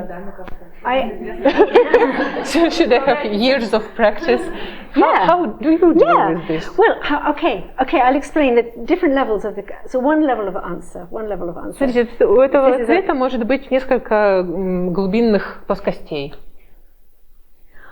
So, if a client, for example, begins to feel very angry, например, клиент очень разозлился. Gets very angry suddenly with you as therapist. И злится на вас, как на терапевта, вот внезапно. It's perfectly okay to say, I'm feeling you're very angry with me. I'm sensing your anger. Замечательно сказать, ну, мне кажется, вы злитесь на меня, я чувствую, что вы разозлились. Here's the language. Language is important. И очень важен тут язык. I'm sensing. Я ощущаю. Anger in you. Злость в вас. Coming towards me. По отношению ко мне. Yeah? Или направлено на меня. This is important. You don't say, you are angry with me, because I've done nothing. Очень важно, как вы это скажете. Нельзя говорить, о, вы злитесь на меня, потому что ну, вы ничего плохого не сделали. Он не злится на вас, это проекция. So, I'm sensing a lot of anger. Так что я ощущаю много гнева, seems to be coming towards me. И кажется, он направлен на меня. Please, would you like to draw or say something about it? Пожалуйста, может быть, хочешь чем-то поделиться или нарисовать, выразить его. Is there some anger happening in you? You would like to do something? Если какая-то внутри тебя происходит злость, может, ты хочешь что-то сделать с ней. Can you stay with that and explore Можешь ли ты с ней остаться в контакте и изучить ее? Anger is very important. Злость очень важна. Signal. Это сигнал. something is not right. Что-то не так. Oh, so like you give it back to them, like Вы как бы возвращаете им. would you like to use the materials, your movement, dialogue with me to explore this anger that is arising? Может быть, вы хотите использовать художественные материалы или движения, или диалог, чтобы исследовать вашу злость. So that's one level. It's like your kindness. You're saying, oh, in you I see all this anger. Это один уровень. Да, это отношение доброе. Да, я вижу у тебя вот это, давай что-нибудь с этим сделаем. Sensitive, it's about how do we deal somatically. Вторая часть вашего вопроса это уже немного другое, да, как я как терапевт могу телесно заботиться о себе, реагировать вот на такие чувства. Personally, my inclination as the type of person I am, and my preference is to be sensitive enough to try and feel everything. Ну, я вот такой человек, это личные мои особенности, что я стараюсь быть достаточно чувствительной, чтобы, ну, вот все схватывать, все вот это ощущать. Of course I don't. I have many blind spots. Конечно, я не могу все ощущать, у меня много слепых зон. My preference is to be able to feel everything inside my client's body, in the field around them, everything. Yeah? Я предпочитаю настраиваться и чувствовать, что происходит в теле клиента, что происходит в пространстве вокруг, всю информацию. And the way not to be harmed by that, not to take on their symptoms, not to be attacked or wounded, is to just let it all flow in and all flow out. Единственный способ, который я для себя нахожу, это чтобы это не ранило меня, это не застревало во мне, это меня никак не симптомы, да, не навешивались на меня. Это принимать это все и пропускать и выпускать дальше. It can all come in. Оно может все входить, и оно все может из меня уходить. You get to be felt, you don't get to stay. Как будто я говорю, я могу вас прочувствовать, но оставаться вам не обязательно. You don't get to set up house here. No. Здесь вы не построите себе дом, вы здесь не поселитесь, здесь живу я. This is very important because working especially with very traumatized children who have health symptoms like breathing problems, digestive problems, bone problems.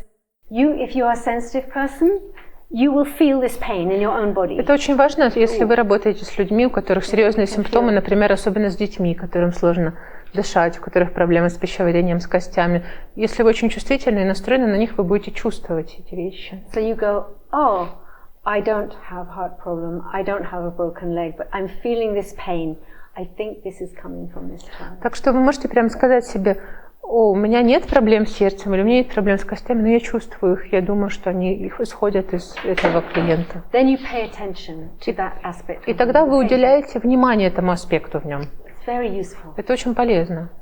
Then when they leave the room, you take a piece of paper this size and you paint. И потом, когда эти клиенты уходят, вы можете взять кусок бумаги и просто нарисовать это все, вывести. Or if you have only 5 minutes, the client, you draw. Black biro.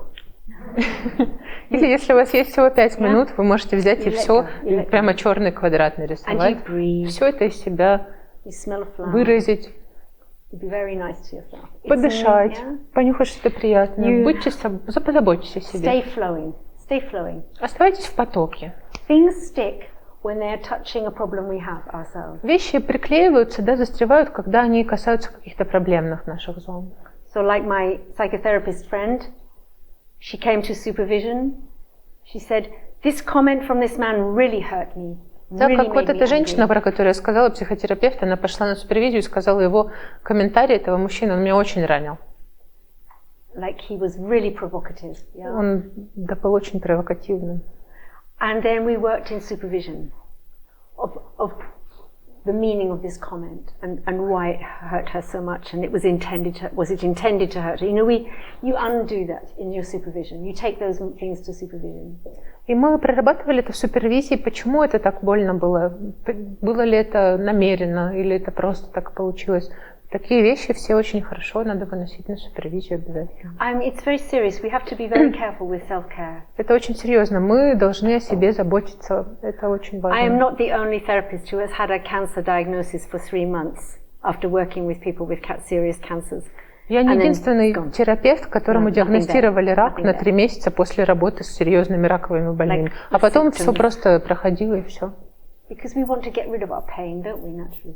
We want to give it to someone else. Мы естественным образом хотим избавиться от своей боли, да, мы хотим ее кому-то отдать. I can't bear this on my own. I need someone to help Я me. сам не могу это все вынести, мне нужно, чтобы кто-то мне помог. More questions. Может, еще вопрос? Я холистический терапевт. Моя дочь, ей нужна помощь. Но она не открывается мне. Я знаю ее проблемы, я знаю, какие органы ей надо лечить, но она ходит только к врачам. Никакого результата. Но она не может открыться мне. Я это чувствую, что она вот так. Как я могу, есть какой-то способ заставить ее открыться?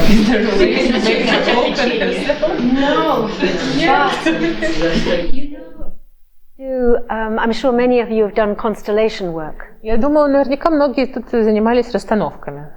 So you can go to a constellation therapist. Вы можете пойти на расстановку. You can do a constellation of your world that includes my daughter suffering. И вы можете сделать расстановку своего мира, да, в котором есть, ну вот, моя дочь, которая страдает. So you can do that.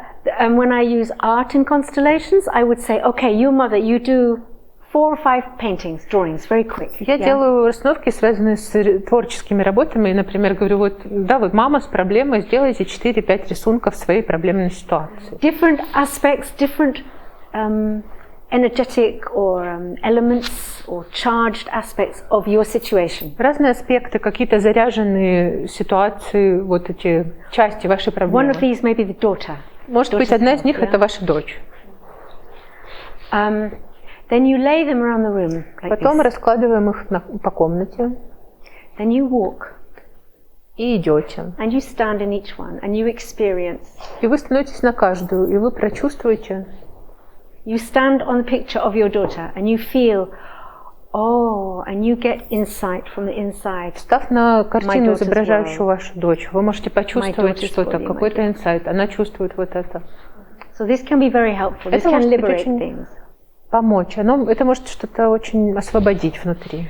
This method we did today, you can do as if you think, okay, I know, I feel myself to be my daughter. И вот этот метод, который мы сегодня делали, вы можете также проделать вот этот, да, симптом рисунок, как будто я это моя дочь, представляя себя ею. Нарисовать ее симптом, как будто вы это она.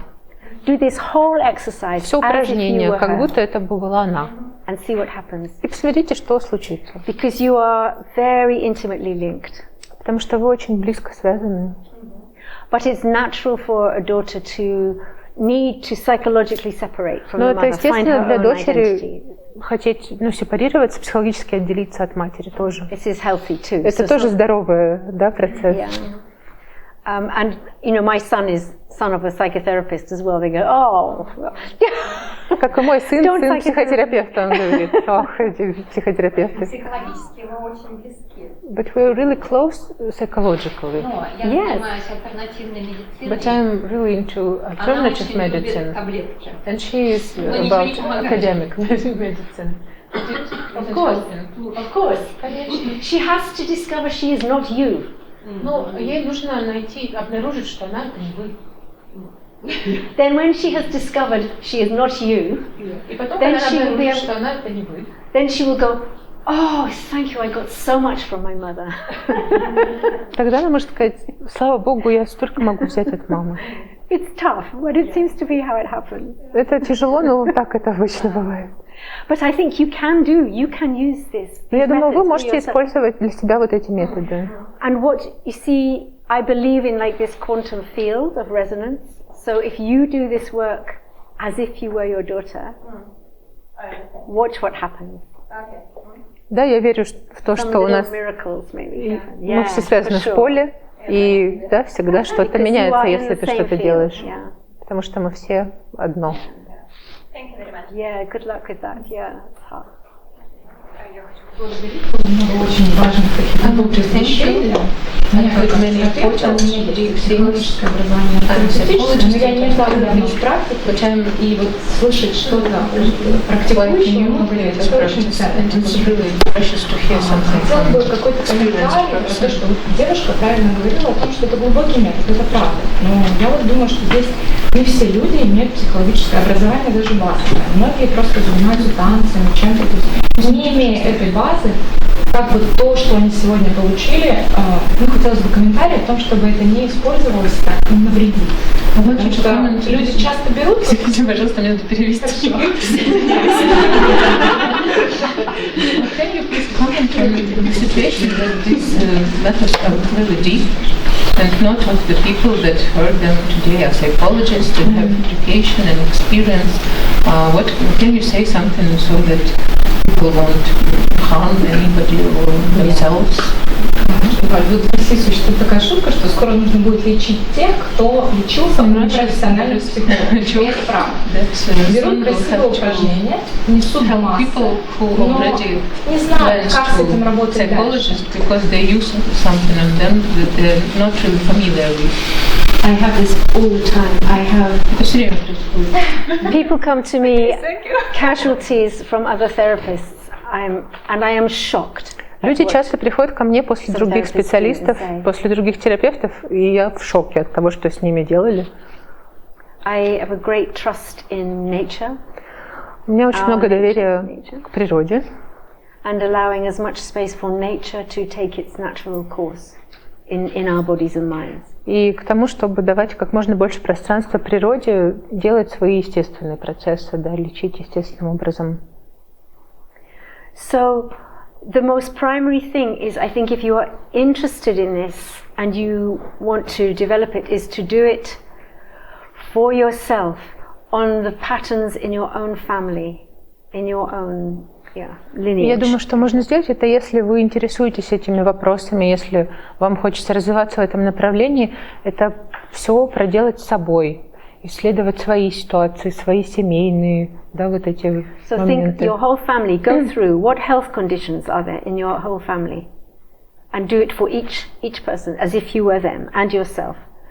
So really learn how this works, really learn how it works. And at the same time, I would encourage, if you're working as an art therapist, I think to have some movement practice is very beneficial, because drawing comes from movement of the body. Сегодняшнюю практику я рекомендую, да, если вы хотите ее поисследовать, подумать про всех, ну и проделать ее со всеми членами вашей семьи, да, про их здоровье, состояние, как будто бы вы делаете это от них, как будто они это проделывают, поисследовав это как можно большим образом. Если вы арт-терапевт, я рекомендую телесные практики, потому что рисунок рождается в движении. Телесные практики могут очень помочь. So I recommend just sitting or walking meditation, so you start to notice how thoughts flow all the time, constantly, and fly across all realms. So you notice the flow of your own thoughts, your own habitual thoughts, your own tendencies. You know how your mind goes by itself. Я также рекомендую медитации, двигательные медитации или медитации покоя, для того, чтобы отслеживать, как проходят мысли в вашей голове, ваши привычные тенденции, поведения. And I recommend any like authentic movement or slow dance or expressive dance movements, and any of these kinds of body practices where you get to listen and observe and learn how movement arises in the body and how things are expressed. I mean, all this is really helpful. And somatic, learning the somatic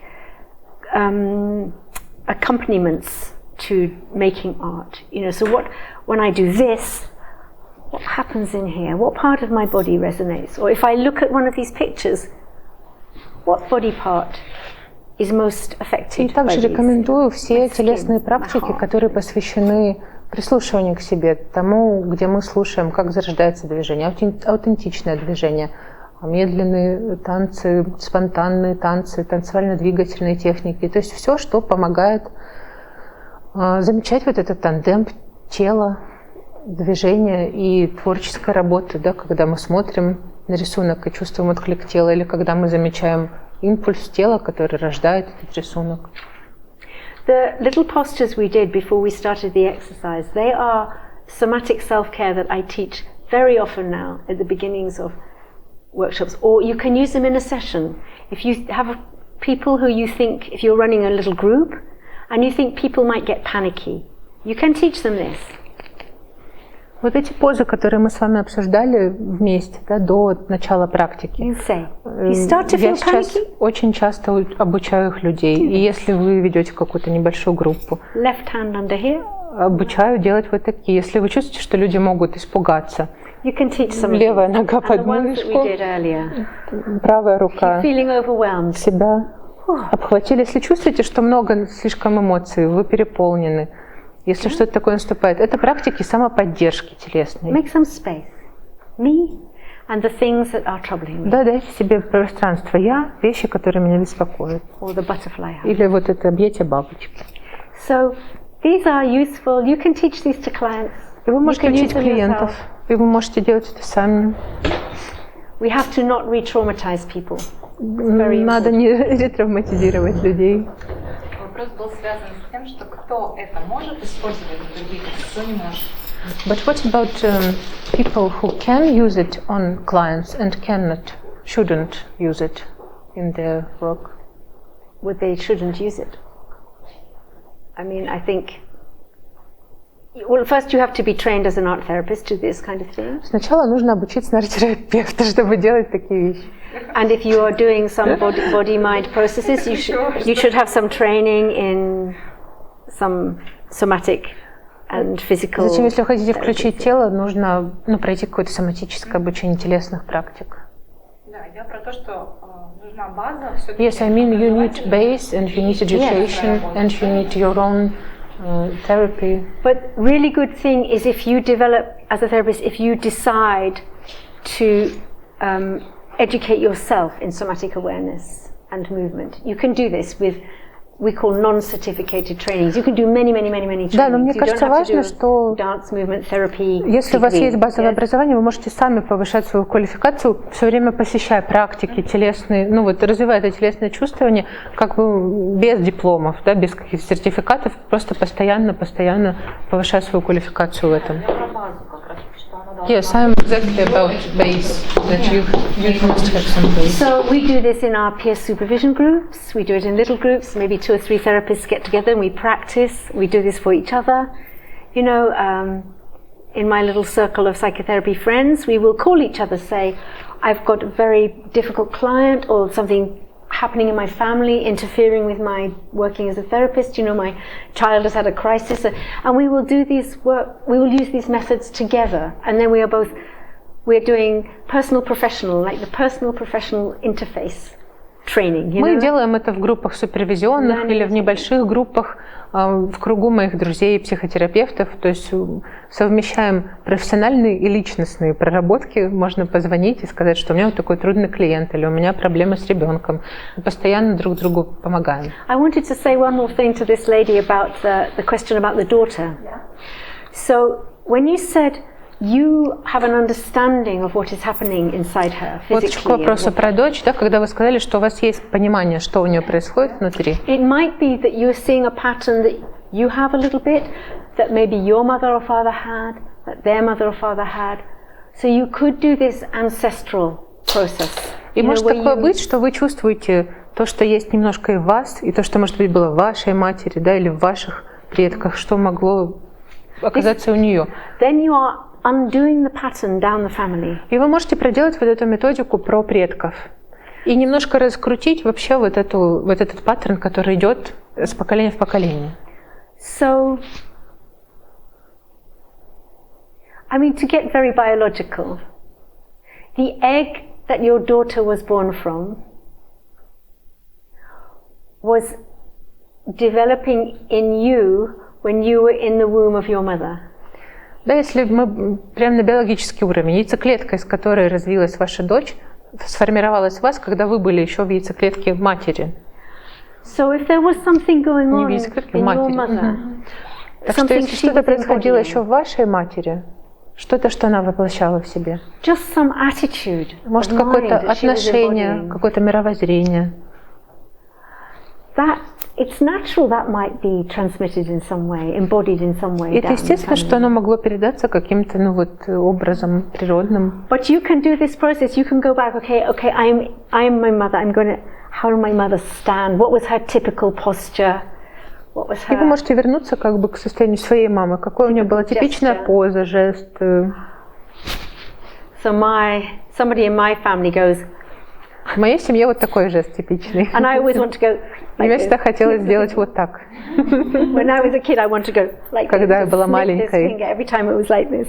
Каждый раз. It used to make me so mad. Так я злилась. And then I did this process on this. И я проделала этот процесс, чтобы узнать, что это такое. I still hate it.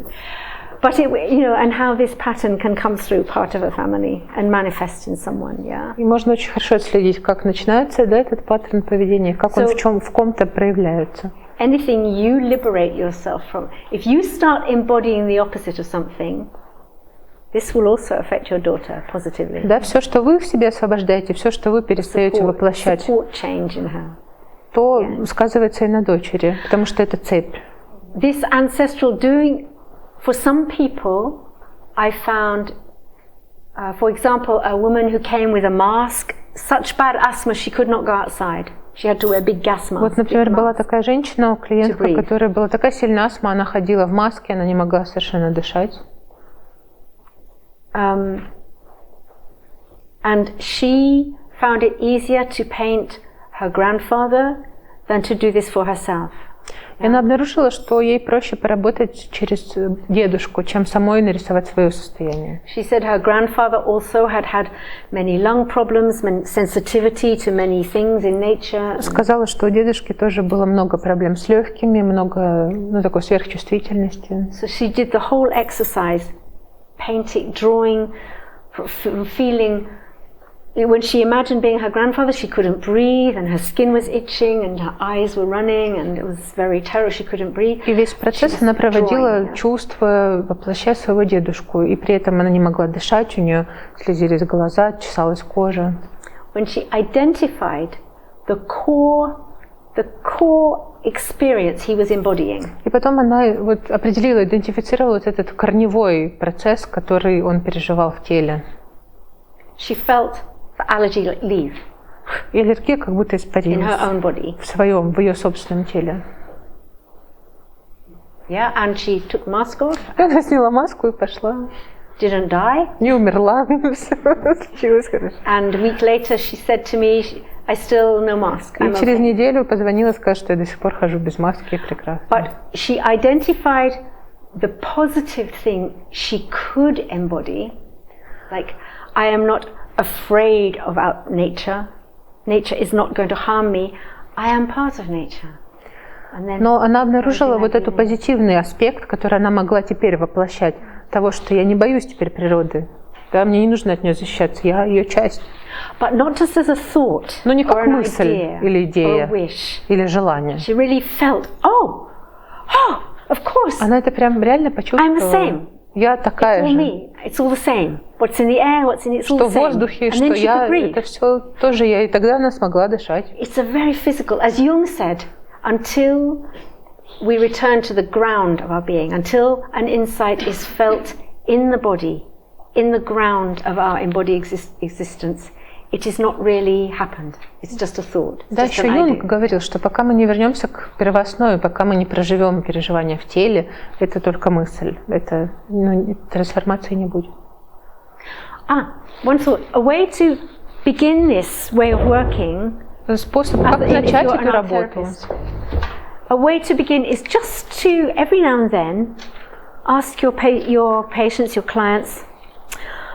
You know, when they're talking about their picture, you could say, when you look at your picture, do you feel this do you feel something anywhere in your body? Is there a Способ для терапевта периодически спрашивать клиента, когда он делает рисунок, спрашивать просто иногда, чувствуете ли вы, вот что-то в теле происходит, когда вы на него смотрите? You've probably heard of this man. He's called Gendlin.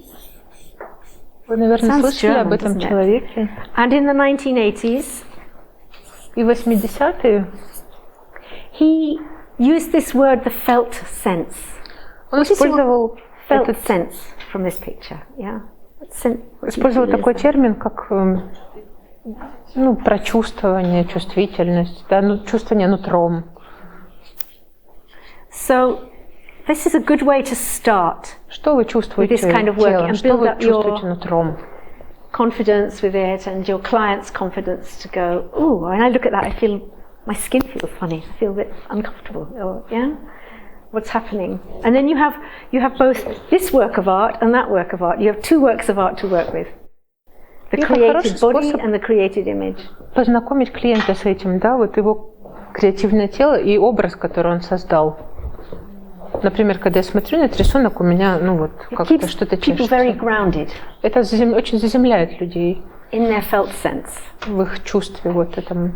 And then if they have an insight, it's really felt, it's really experienced. И поэтому, когда они пришли к инсайту, он действительно прожит, он прочувствован.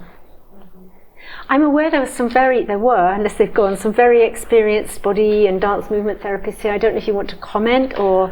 Я знаю, что у нас есть опытные терапевты, танцедвигательные, телесно-ориентированные. Может быть, вы хотели бы как-то прокомментировать? Мне было бы очень интересно.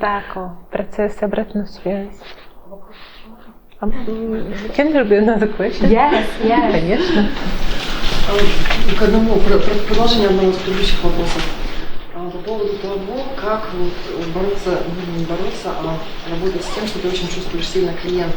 У нас очень эмпатичная семья, и мы вообще все чувствуем друг друга. Заболел один человек, и второй будет чувствовать все эти симптомы по полной программе. С клиентами как-то это проще закрываться, если очень сильно эмпатично чувствуешь. У меня ребенку 12 лет, как не научить это?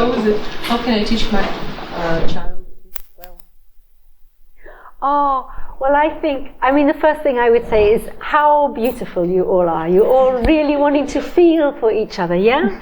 This is a great, Все хочется сказать, какие вы замечательные все люди, да, потому что чувствуете других людей, сразу хочется чувствовать. But it's nice to be able to choose how much and when. Но это замечательно выбирать, как сильно, да, и когда я могу вот это делать. How can So, I'm about to tell you. Я вам сейчас расскажу. I'm about to tell her, but the very first thing I want to emphasize is before you try to change something, you accept it, you welcome it, you acknowledge it.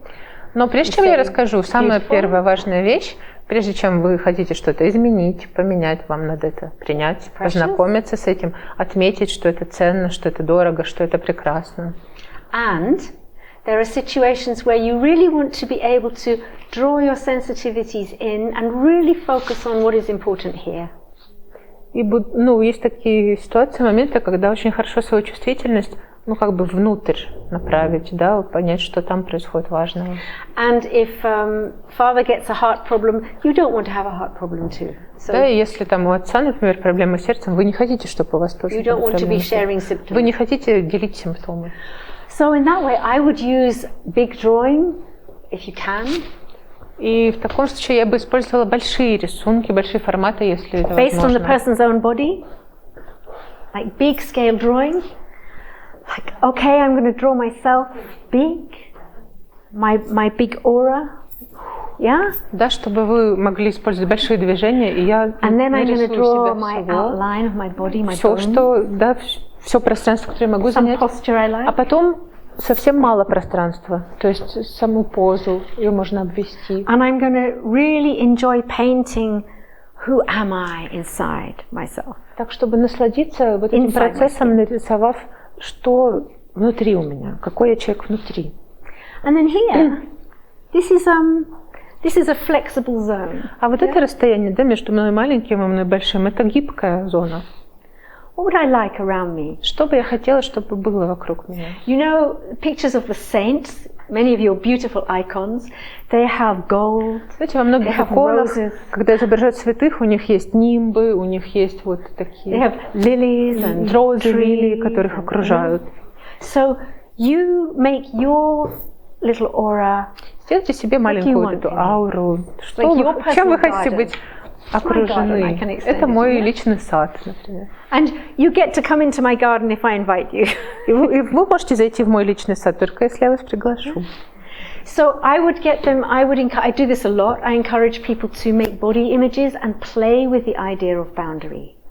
И я очень часто приглашаю людей создавать свои изображения, вот тела, и играть, исследовать вот темой границ.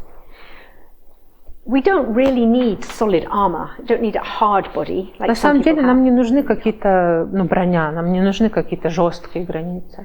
But there are sometimes people in our family that we want to have like some gates to close. Но хочется иногда иметь какие-то как ворота от некоторых членов нашей семьи.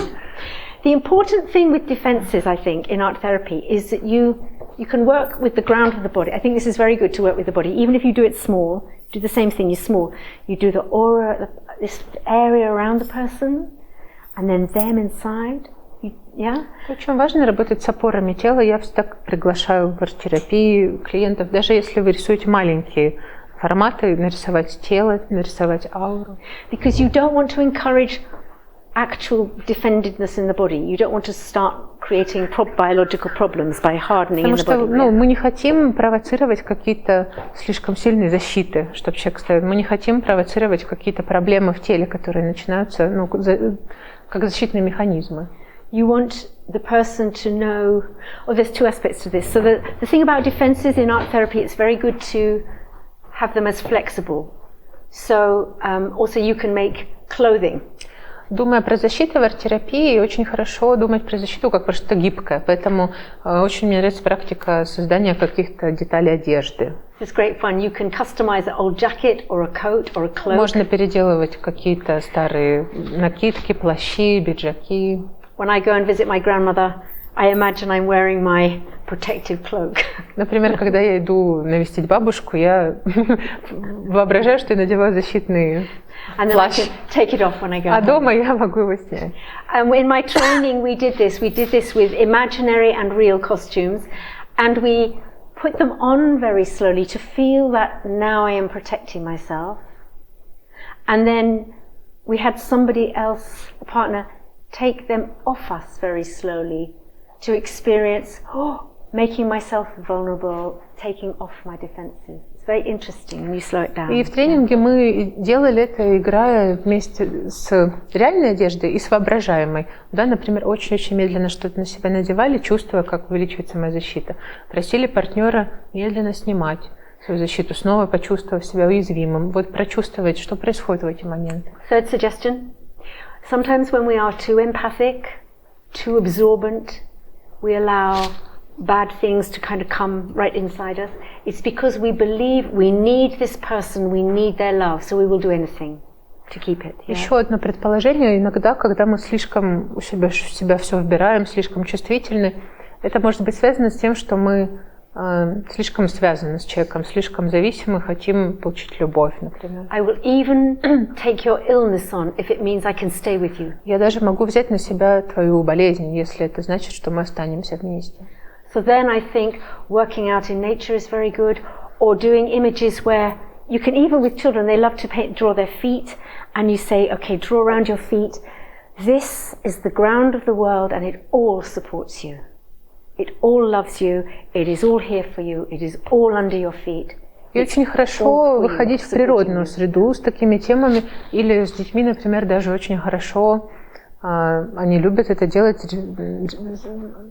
когда ногами упираются в бумагу, да, и рисуют вокруг ноги, обрисовывают, и вы обсуждаете, что это все твоя опора, земля тебя поддерживает, это все тебе дает поддержку и какую-то защиту. And these personal space mandalas, a bit like we did in one of our trainings, where you start off, again, this is something children like to do, is you make a territory, just your size. This is my personal garden, this is my beautiful space. Sometimes boys do want to put a great big castle walls around it with gates. Или вот в недавнем семинаре мы исследовали такую практику, как создание личной мандалы, мандалы личного пространства, когда прямо вокруг себя вы делаете эту мандалу, она ваша территория, она ваш сад. Дети очень любят это делать, мальчики особенно любят возводить стены, как будто у них замок.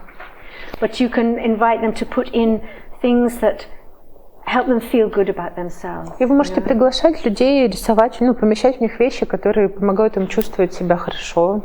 Things that they love. Которые они любят. Because when you draw things that you love, you discover that you have love inside you. You're not so desperate for it from outside. Потому что когда мы рисуем или вспоминаем вещи, которые мы любим, мы признаем вот эту любовь в себе, что она уже есть в нас, нам не обязательно ее как-то добиваться извне. So you could fill this land with tigers and fireworks. But then if you stood in it, you'd go, whoa, tigers and fireworks. You might feel some energy. You might feel who you are. So it's all like... Так что вы можете разрисовать, это пространство тиграми и фейерверками, встать на него и почувствовать, что там столько энергии. And the essence of this is that you can stand on your own ground. You don't have to sacrifice yourself. И суть в том, что вы можете стоять на своей собственной земле, позиции, вот этой опоре. Да, вам не надо приносить себя в жертву ничему. And then use your empathy when it's needed. И тогда можно использовать свою эмпатию тогда, когда она нужна. And then step back into your territory. И снова возвращаться на свою территорию. It's very important this, to not be abused. Это очень важно, не подвергать себя насилию. Себя самого не насиловать. How we do? Извините. It's okay. Is this okay? Все нормально. Thank you so much for coming. Большое спасибо, что пришли.